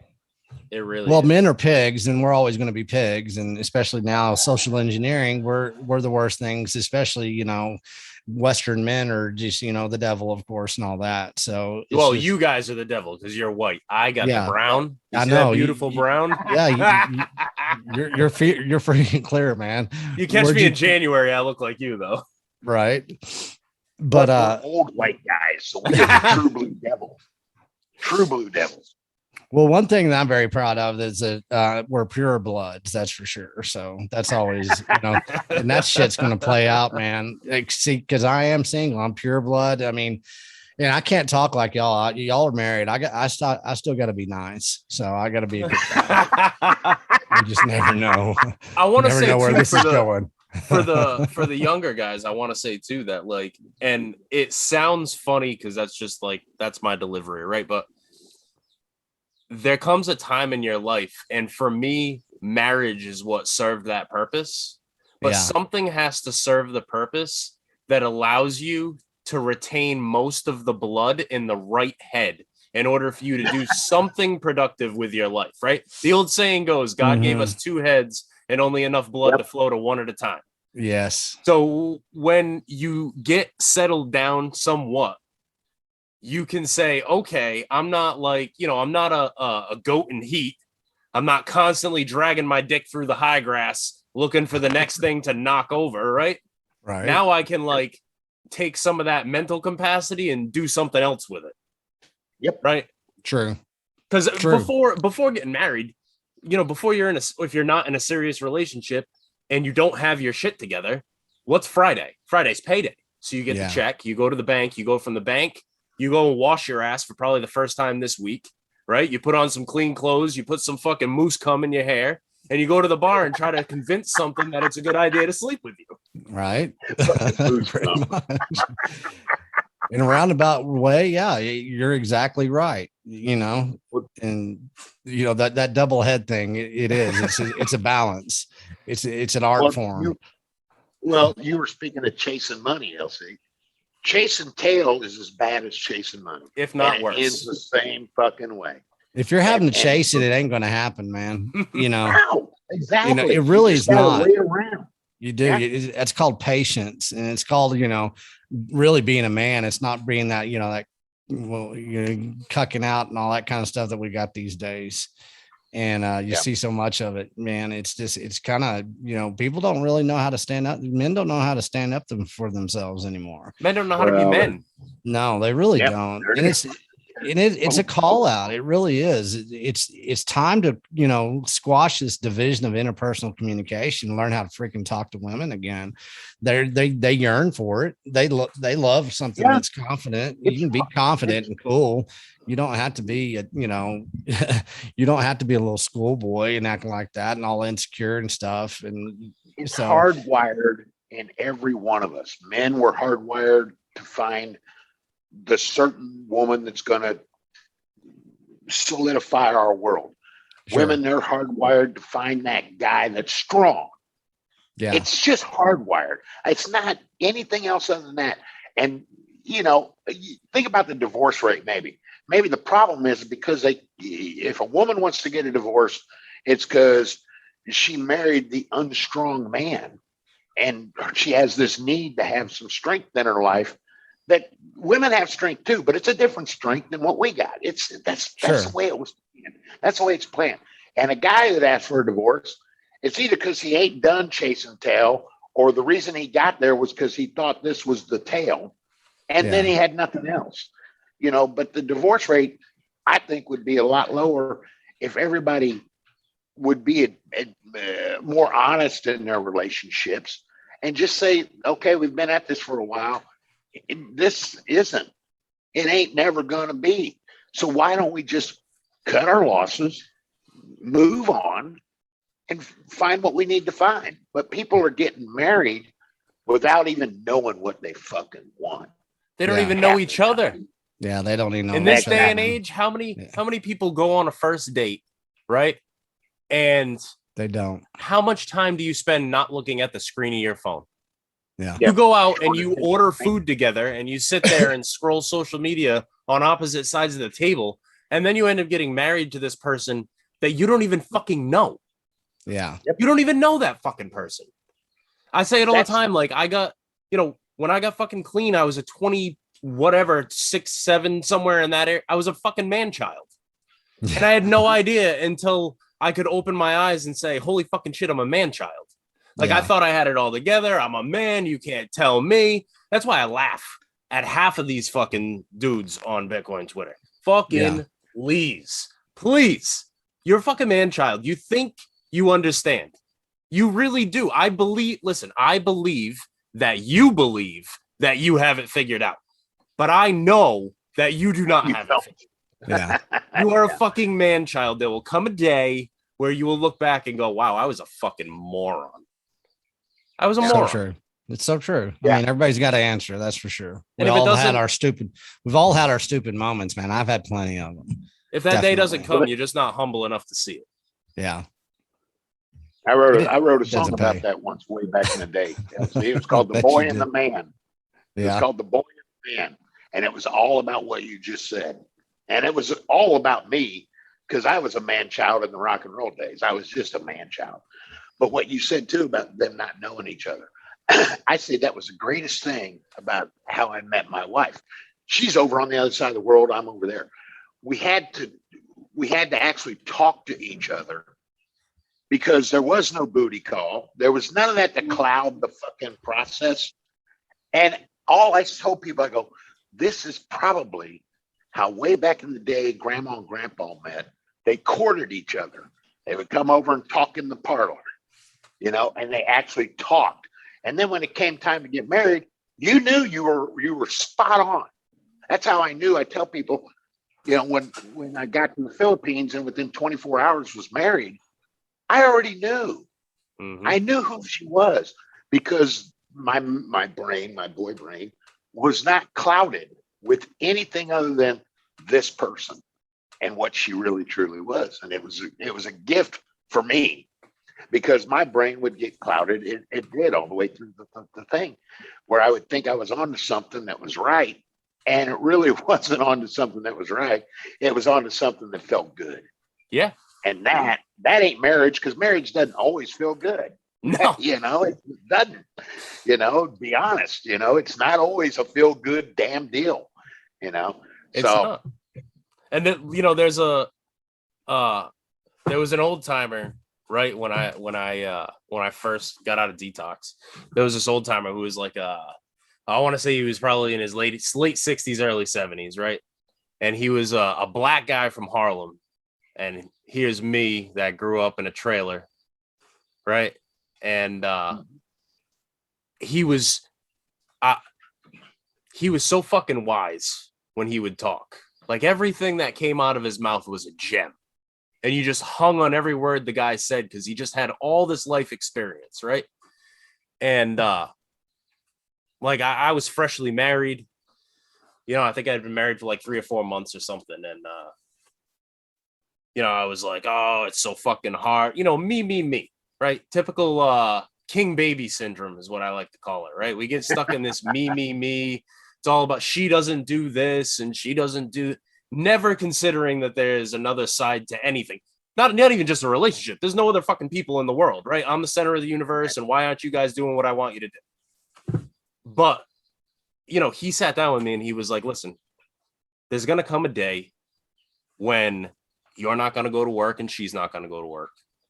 There's going to come a day where your dick isn't going to work and her cunt's going to dry up, right? Can you stand to sit in a room with her for 8 hours a day? Can you talk to her, right? The most important thing, and he was married for like 25 years. He said the most important thing is feeling like you can sit down and have a conversation with her. It shouldn't be a strictly physical thing. It shouldn't be weird to talk to her. And I'm talking about talking to her, not talking at her to try to get in her pants, right? Because it's easy for the first 6 months when you're constantly talking at her and you're like, I'm going to say the right words and she's going to fucking sleep with me tonight. You're like, I'm going to be smooth, right? Like you're doing all kinds of different shit because you don't know what she likes, right? There comes a point where you need to be able to have that conversation. And he was fucking absolutely right. That was the same guy, Slim, too, that said to me, it's important to always remain green because ripe fruit rots. And I was like, that's a fucking gem. Yeah, that's a good one. You told me that one months ago. What you just said there, I'll see about that. Because when I first got married, and she came over to the U.S., we literally spent, and most of our marriage has been together 24/7. Times when she would want out of the truck and get a job and whatever, or come back over here. But for the first, I don't know, 3 or 4 years, we were in a truck. That's a small space, 24/7. And it was fine because we actually enjoyed each other's company, and that's what people don't realize is, as I've always said, I said it a different way. We all get ugly when, your dick don't work and whatever else. We all get fucking ugly. And even when you're young, there's 24 hours in a day. You can only fuck so much. I was ugly when I was young too. So yeah. Yeah. Well, we might have all been. I know I was. We've all handled it very well. So, emotional maturity. Here we go. Yeah. It's the thing about just, there comes a time in any man's life where you have to become a man. Yeah. And, you have to answer, man, no matter what. It ties back for me, like it ties back to what we were talking about before about, leveraging up to buy Bitcoin and all of that. And, the reality is all of my savings is in Bitcoin. Mm-hmm. But Bitcoin could crash to zero tomorrow and I'd get up and go to work, the same as if Bitcoin went to 100 grand tomorrow. So hell yeah. There's a piece that comes with that. Yeah. There's a piece that comes with, I haven't looked at a fucking chart unless some asshole posts it on Twitter. I don't look at Bitcoin price. Like I have my old man telling me about it all the time. I said, man, I don't give a shit about the price, man. I really don't. I'm too damn busy here. I do what I do, and I'm trying to get it, stacked up as much as we can. But man, that's just it's insane for people to keep on doing that. I mean, if they've been in the space, they're either they don't get it, or they're they're LARPing to make money off fiat money off their chart making skills. I guess I don't know. You can look at a chart over, months and say, okay, there's a trend there. But for the people to keep on doing that stuff, it's kind of foreign to me. It seems a little asinine. It's snake oil.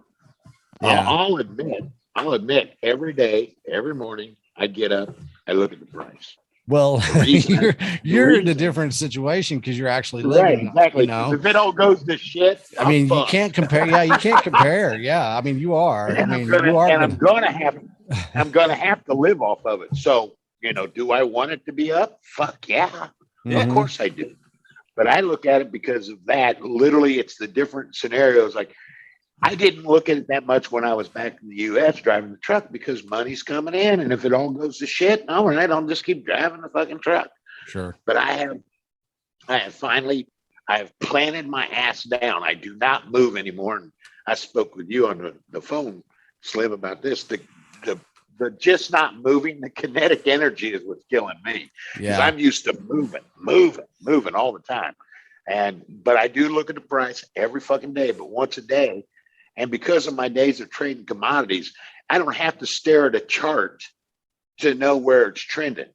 I can sit there and look at the price and look at the chart and just tell my wife, this is what's going to do today. And it's 90% I'm right. 90% it's either going to go up or down. But the only reason I worry about it is because over here, there is no circular economy yet, except with a bit refill card that I can. But that's fiat. That's trying to get fiat to go pay at the grocery store, So that or still buy supplies, I still got to buy goats and all this other stuff. So I'm looking at it that way because over here, cash is king and there's nothing else. They just don't. There's no way to exchange Bitcoin for a product.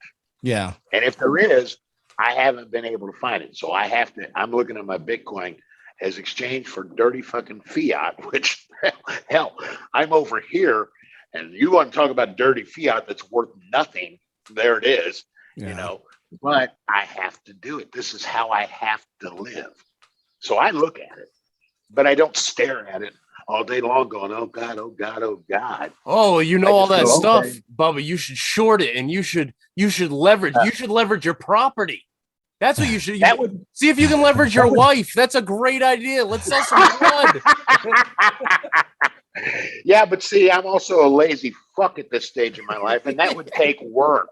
So I just go, no, I can just sit here and hope, and just go with it. But I don't, all that stuff people talk about, shorting this and doing that and leveraging this and that. I'm like, God damn, that sounds like a lot of fucking work. Exhausting. And I just don't have it. Like, LC, when I was your age, God damn, I was so full of piss and vinegar and vigor. Now I tell everybody I'm still full of piss and vinegar, but I ain't got much vigor left.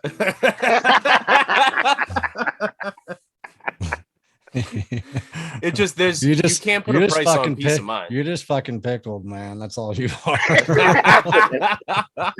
That could be true. Mm-hmm. That could be true. There's too much information.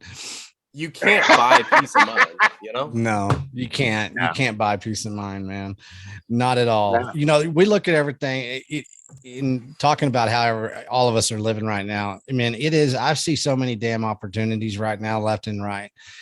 And I go to a gym. It's pretty cool. It's one of my favorite places to go because it's a good mental space for me.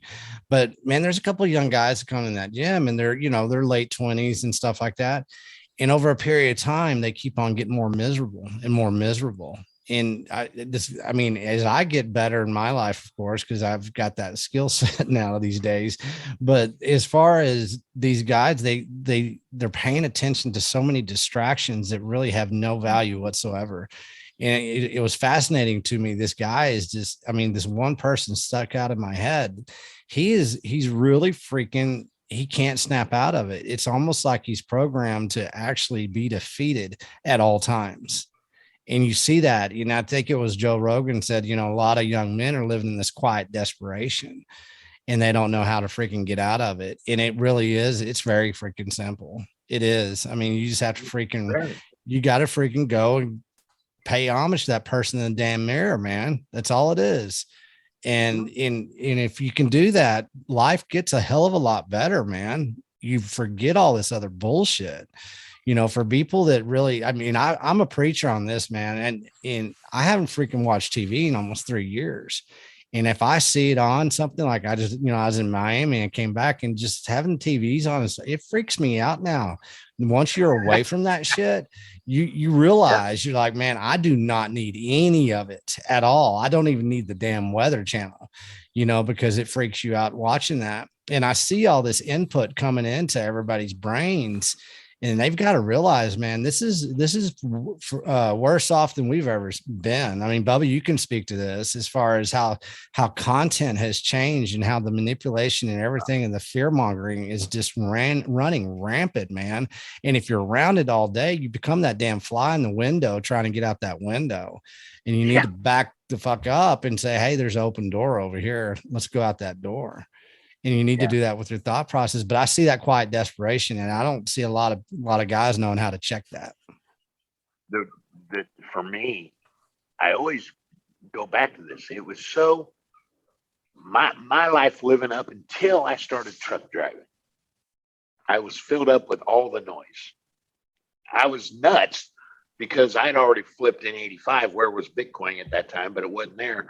I'd already flipped. So I'm living in the noise, knowing that it's noise and my friends are noise. And I'm trying to tell them, hey, this is just noise. Fucking, look at it a different way. What happened when I started truck driving? I got the license, went out, and for basically 3 years, I was alone talking with myself. Because that was before satellite radio. So there's no radio on unless I put in a CD. And the trucks didn't even have CDs back then. They had fucking cassettes. I didn't have cassettes. But anyways, it was 24/7 for 6 weeks at a time, just me talking to me. And I finally, everything I'd been fighting most of my life from like 25 on up till then, and I didn't start driving a truck till I was 40. So I'm like, I finally had a chance to mind meld it into my own mind. And that was the greatest thing. So I've always told people, if you want to figure yourself out, get alone. Just get the fuck alone and think for yourself, because that's all you got to think about, is because it's just you. Those first 3 years of truck driving, when I came out of that 3 years, I was like, I was worse Bubba than I ever had been, because I couldn't even be swayed anymore, possibly even swayed, because like, no, this is who I am. This is how I see things. And this is what I am. Now, if you want to see it your way, now I'm to the point where if you want to see it your way, fuck off. Then I was like, nah, if you want to see it your way, that's fine. We're still friends. And as the years have progressed, my friendships have gone like this, because they're still, I always say to my friends, I go, you're my age. You're damn near 60 years old, somewhere in there. You're in between 50 and 60, most of my friends from back in the day. How can you not fucking see what they're doing to you? And I'm like, I can't even talk to you no more. Fuck off. I'm done. I'm not going to do this anymore, because I don't want that stress of trying to help my friends anymore, because I've been trying to help for 30 fucking years, and I'm just done. And I'm okay with being done. Some of them are, and then some of them aren't. They come back and message me, hey, what do you think? And I go, I've told you what I think. Either listen to me or don't. I'm not going to argue with you about this, So it was kind of funny when we went on vacation over to where my old island buddies are. it was a week of me talking to normies. And these guys are all my age or older. And they're still like these Americans living over here, and they've been living over for 15 years. They're still talking American politics and all this other shit. And I go, what do you fucking care? Yeah. What do you fucking care about this shit? You're 70 years old. Fucking live your life out. Quit worrying about this shit. But they're all, this and that. And it was really hard. When I came back, I just was like, oh, it was like, whew, because I didn't have to talk normie shit. And I got back, because over there I didn't have much signal anyway, so I couldn't keep up with what's going on.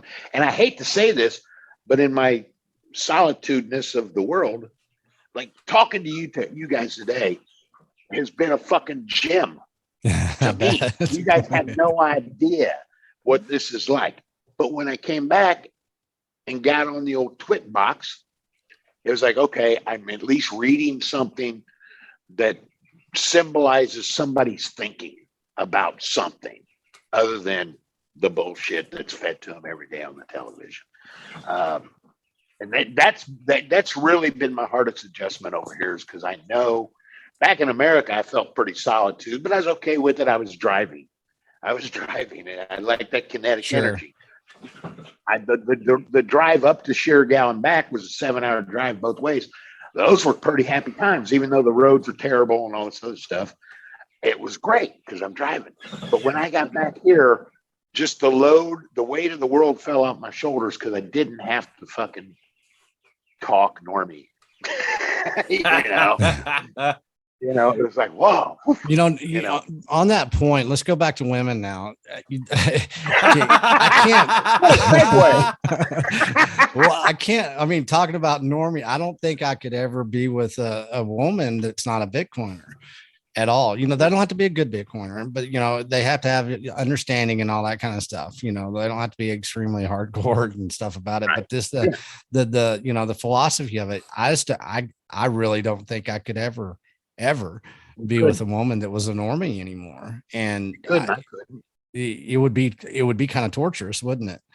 It's interesting. It's kind of terrifying. It's like, I wrote a Substack and I said, hey, we need more cowgirls in Bitcoin. So I'm going to have to go out there and I'm going to start catering to the rodeo circuit with the beef initiative. So we're going to have some serious, man. We're going to start bringing some people into the beef initiative that are kind of cool and already been living decentralized, lives for a long time. So I'm on a mission. There's probably many women in Bitcoin that we don't even fucking know about. And they could be maxi to the hell, but they just ain't on Twitter. Twitter's not. Well, you know what? I was at the day. Dave Chappelle says. Go ahead. Dave Chappelle says Twitter is not a real place, and it's not. It's not. Well, you know what though? I mean, it's fun when people think it is, though. Yeah. But everybody, I met a lot of people in Miami that I met through Twitter, and every one of them was based. Everybody was cool. Everybody was, good people. And I saw a lot of people that, you'd never think, it's like, okay, those people were, people acting like Bitcoiners. No, I saw a lot of interesting things in Miami as far as that is concerned. I wanted to ask you about that Miami thing. You were down there, but I was down there. Underground Citadel, which was good. I did the Underground Citadel with Jessica and Katie, and that was really good, man. It was well received, and I loved how they did it in the building and everything. It was cool. And I roamed a lot. I wanted to meet people that I'd met on Twitter and everything. I have a funny story. I was trying to get away. I'd been walking around this. I'd been into this happy hour. It was called Liberty somewhere, and it was all the plebs happy hour and stuff like that. And it blew up. It really did. So I'd been there for a while. Then actually I was with Surfer Jim because he was at the Underground. And then we went to where he had rented an Airbnb, and he showed me, and it was pretty damn cool. But we went to this happy hour, and I'd been there for a long time, talked to a lot of people. And I'd try to do the French exit. Y'all know what a French exit is, right? It's like you Yeah. just kind of sneak out the side, right? So I'd done one French exit already, but I got turned around and I ended up and I was fucking walking around the block in the wrong way. I wasn't paying attention because I was looking at my phone probably or something like that, catching up. Well, here I am. I'm on that damn corner, catty corner to that damn happy hour, and I look up and some dude's pointing at me, and I was like, man, who's that? Because I had that shirt on right here that you can see. So I'm looking over. There's a group of people, and I see this big old tall motherfucker with blonde hair, and I see this dude looking at me, and it's "fuck you, Greg" and Big Sean Baker, and they're pointing at me. So it was the Mean Factory dudes, and went over there, and we got kindergartens over there. Shishi was there. Got to meet Shishi. Yeah, so Weenicus and Optimists. Yeah, my boys. So there was a lot of people there just right there at that happy hour. So I got to meet a lot of people. Well, once again, I did a French exit again, right? And so this way I went the other way. But and then I was at another place, and what do you know? There's a big group of people and they're fucking pointing over there going, Slim. So, fuck, man, I can't get out of here. But the thing about that was the funnest time of the conference. It wasn't in the conference.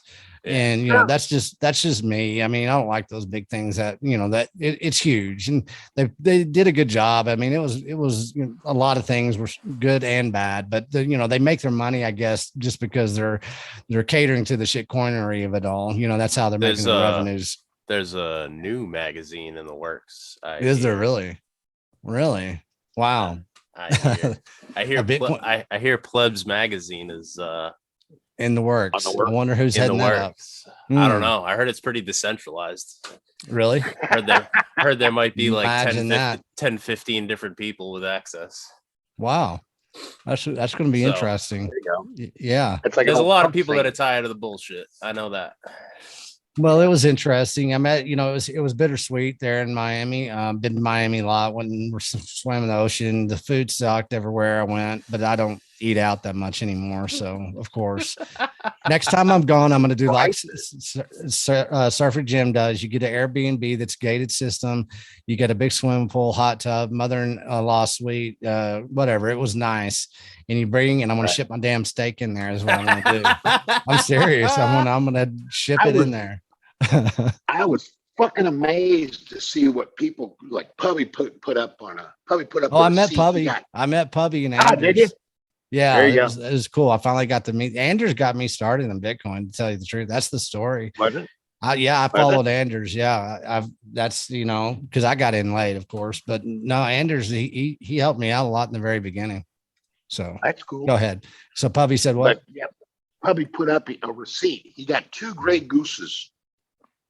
2. 46 bucks with tax and surcharge and all this other shit. I was like, holy fuck. And then people started putting up what they were paying for food at restaurants. I'm like, God damn, if that's so against the whole Bitcoin ethos, yeah, and I couldn't. Yeah, it really was. I was just like, I would like to go there like what you did and just hang out in the bar and meet plebs, right? That would be what I would do. I would be so fucking mad at the price that I would just go, fuck it, I'm done.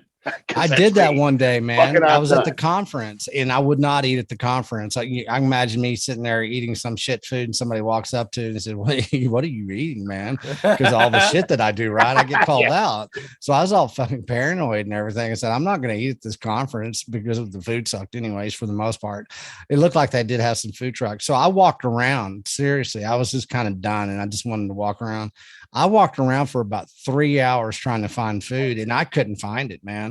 And I kept on saying, no. And then, you get a steak for $100, and it's not even a good steak. Not even a good steak. I ended up eating a freaking Cuban sandwich at some Cuban, because you can get Cuban sandwiches. They're pretty easy. Yeah. It was the shittiest damn sandwich. And I've had Cuban food before. The fucker was $23, man. I had freaking Pellegrino water and a sandwich and it was $23. And I felt disgusting. It was just like, man, this ain't me. It's not. And I can't do this shit anymore, and you spending money on stupid food and Uber. And it's like, okay, man, this is not boding well, man. You're kind of a hypocrite doing this. I really felt that way. You said that about spending on the Ubers and stuff. Mm-hmm. I always I always wanted to get in touch with the Bitcoin conference people, and that it's all against their whole thing. But Indianapolis, Indiana, Yeah. it is set up. It is literally set up like when they had the Super Bowl there. Even the NFL complimented the fact, because literally, like for the Super Bowl, the stadium is literally downtown, right? And the whole downtown thing, and this was Super Bowl numbers, was literally a 5-block area. So you could walk fucking anywhere, because Indianapolis pretty much set itself up to be the convention home. When I was a cab driver, it was a good thing because it made me a bunch of money. I literally worked 10 days straight of the Super Bowl with 2 hours of sleep and made 10 grand in a week, as a cab driver. But it is set up that all that shit falls away. All the restaurants, everything is all in a fucking 5-block radius. And they built the street in the middle of it to host the Super Bowl. It's just this big gathering place. And I was like, instead of Miami, which is a very spread out town, why not put it centralized? So, like my joke was to get the shitcoiners away, hold it in Wichita, Kansas. They can't even fucking find it on a map. It's true. It's true. I saw that tweet. You're right, but people wouldn't go. I mean, people still, bright lights, big city, all that kind of bullshit. It's all a picture show. It's all Hollywood stuff, whatever. So I think the best place I ever went for a convention was Ocean City, Maryland. I don't know if you all know where that is, but there's this piece of Maryland that like you drive through this area that's all swamp for a long time. And then you go over this bridge and it's an island.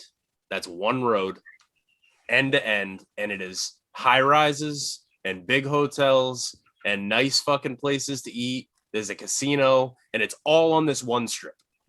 I went to a convention there. They had 220,000 people at this convention. And everything is within walking distance. You don't have to drive for nothing. You come on the island, you park your car at the hotel, and you go about your business. May I ask what kind of convention that shit that is? It was a 12-step convention. Oh, okay, gotcha. So it's the biggest one in the It's the biggest one. I was about to say that that's not hard to get people there. That's for sure. So yeah, people come from all over the country. It's the biggest one. It's the biggest one that they hold all year. And right. Yeah, 220,000 people. It was fucking insane. But like I said, there was no need to Uber. You just walk. Right. You were surrounded by beach on both sides. Yeah. And you go into the venue and you go out on the back porch of the venue and it's ocean. And then you walk across the street and go out to eat and you go out on the patio to eat and it's fucking ocean. Ocean. It's right there. It's like to take all the shit you like about Miami and put it on a 3 square mile island. And that's it. That's the kind of place that you have something like that where people are going to be, especially when you have something where people are going to be socializing. Me and a couple of people have talked about doing like a pleb event where we rent out like a whole campground for a week. Right? Every fucking site or every fucking cabin they have. And then you have the bonfire, you know what I mean? People can get together, people do workshops, but you're all right there. Like all the events and everything can happen right there.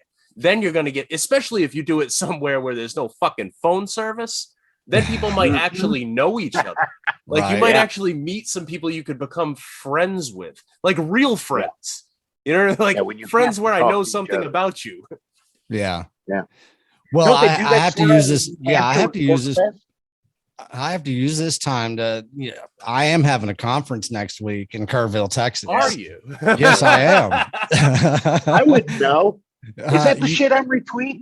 Yeah, that is. Is that the Ethereum conference? Right. Yeah. It's whoa.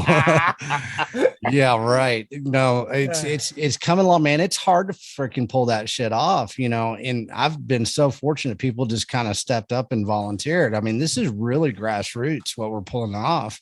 I don't know how many people is going to be there, but it's getting some pretty good, awareness. There's some damn good speakers there. We've got from ranchers to, Marty's going to be there. Parker's going to be there. Michael Withoshi's going to be there. This is going to be a damn fun conference that we're going to have. And I'm going to have it in Kerrville. Kerrville, Texas is a cool town to visit because lovely. it's in the hill country. The Guadalupe River comes right through the middle of it. I mean, there's plenty to do. There's a lot of cattle industry right there, and they're doing it at the Museum of Western Art there, man. That is a badass museum. And so it's going to be fun. But yeah, those conferences are a bitch to pull off. And I got to do 3 more this year. So, but it's kind of cool. It's kind of proof of work that we've done this. Hopefully I will break, because anything that I don't break even on, I'll just spend out of my own pocket, because it'll be beneficial for the beef initiative in the long run. So we're going to make some major announcements at the conference. We've achieved what I said we're going to do in the beginning. We have vertical integration into a decentralized protein system. And we're starting with the soil, and then we're going to the grass, to the cow, to the producer, to the processor, to the supplier, to new market access. And we are the touch point in every one of those. And so that doesn't happen too often. And we're going to be able to start really moving this year with that. That's why we're having these conferences, to really get this stuff out there. This stuff is happening. People are buying beef with Bitcoin these days, man. And it's pretty cool.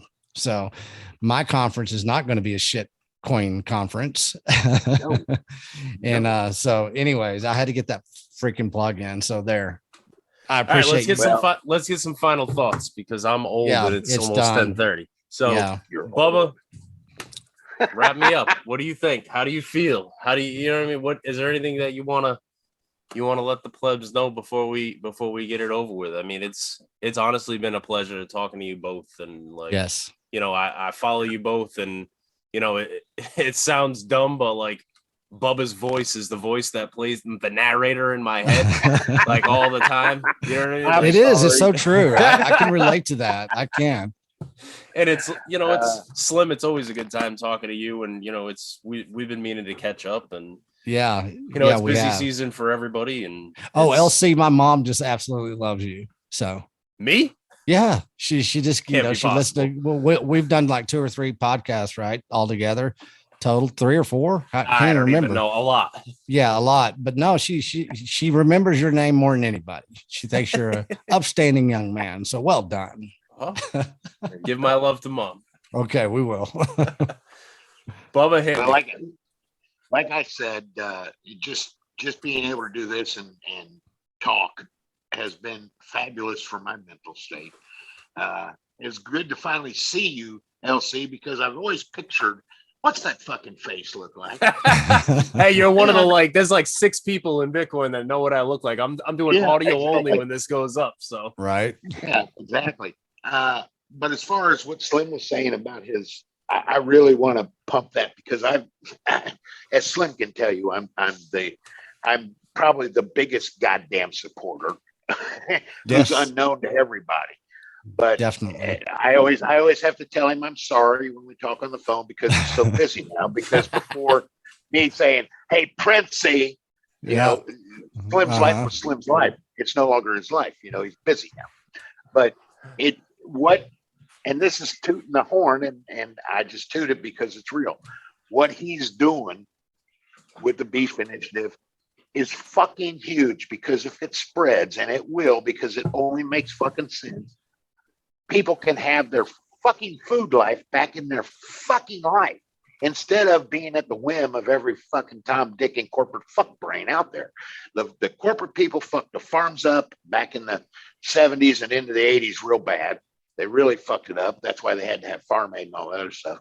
And we've got to the point now where food is fake. It is fake. You can't get real shit, even if it looks like beef in the grocery store. It's something else. We don't know what the fuck it is. We don't know what it is, but it can't be stressed enough what the Beef Initiative is, and thank God it's becoming bigger than Slim. So it's not all going to be Slim. It's becoming bigger, and it's expanding, and that's great. But as far as any final thoughts, that's the biggest thing. Go to that. But the other thing is, hey, young fuckers, even when life sucks, it's fun as fuck. So in your anger and pain, just go, it's still okay, because I'm not dead. I'm not under 6 feet under. I'm not ash. It's okay. And it's okay to make the fucking mistakes you're going to make. Trust me, you're going to make them. just try to minimize how big the fucking mistake is. Other than that, it's just life, man. It's not that goddamn serious because it ends. Something that is serious never fucking ends. Well, life ends. So even when you're being serious as fuck, understand that if you don't live and you don't have fun, it don't amount to a hill of beans, period. There's my final thought. That's pretty awesome. Thanks, Bubba. Because what a lot of people don't realize, honestly, you were the first person that called me out and got me some attention on that first article I ever wrote.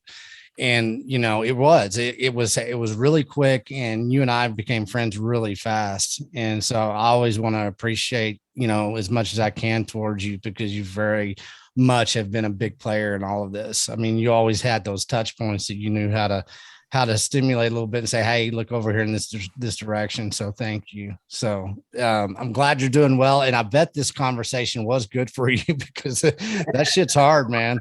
You know, you get tired of hearing your own voice and get tired of hearing that foreign language a little bit. So hang in there, man. Just keep it going, and reach out anytime. But yeah, as far as what I'm doing, man, this is about to get big. We're going to make some announcements, like I said, and we're going to have these conferences. We're going to have one in Colorado. We're going to have one in Georgia. This is proof of work. And I say this with complete humility, but if you're in the Bitcoin space and you're talking about the same shit you were a year ago, you're failing. I'm sorry, you are, man. If you're not doing something with this type of mindset that you've achieved by, loving on Bitcoin, it doesn't matter what it is. The fun part is actually getting out there and making some innovation right now, because we have the opportunity to do that. And I see it, man. I've met so many good relationships with these ranchers and how we're moving forward and how these ranchers think like Bitcoiners do. I've had tons of ranchers say, man, the Bitcoin people are not what I thought they were. They think like we do. And that awareness is getting there. And people need to understand that and get back to your freaking food. Get the source of the seed of your food, man. Quit being a rent seeker with this food, because it's not food anymore, and it's going to get worse. How can you have a D-based dollar and your food is not just as D-based as that dollar? It's impossible, because what it is, it's subsidized and it's just cut and it's processed and it's cut and it's processed. And that's your consumption model. You're not going to make it. So anyways, get focused on your food and all that kind of stuff. And that's all I got to say. I think I can, I think the last thing I want to say is, if you think making $1 feels good, or you think Bitcoin going from 20 grand to 60 grand felt good, put a seed in the ground. And then in a couple of months, eat what comes out of that seed. Yeah. That feels good. Raise an animal, make your own plate. That feels good. There is nothing like the freedom that comes from that. Harvest season here is the biggest euphoric feeling. It's like Bitcoin going to the moon. Yeah. Yeah. It is to come home from work after a long day and go out in the garden and pick dinner, and then go into the freezer and get some meat that I harvested and make dinner for the family and eat it. That nothing compares to that. Nothing. Nothing tops that. Nope. Nothing tops that at all. Period. Bitcoin gave me the opportunity to stop thinking about money. Yeah. There you go. That's what it did. Because prior to that, it was all about thinking about money to how I was going to survive. Now I've been able to give that up, and I can look at other things and say, okay, I need to fix my food, and I need to fix this, and I need to fix 100%, that. man. You just nailed it right there. Yep. So, Gentlemen, great to see you guys. Yeah. Peace. I appreciate your time. All right, man. Thank you. We'll talk. Yeah, you bet, man. Reach out, brother. Yeah, will do. All right, man. Peace out, guys. Take care. Bye. Fuck wasabi.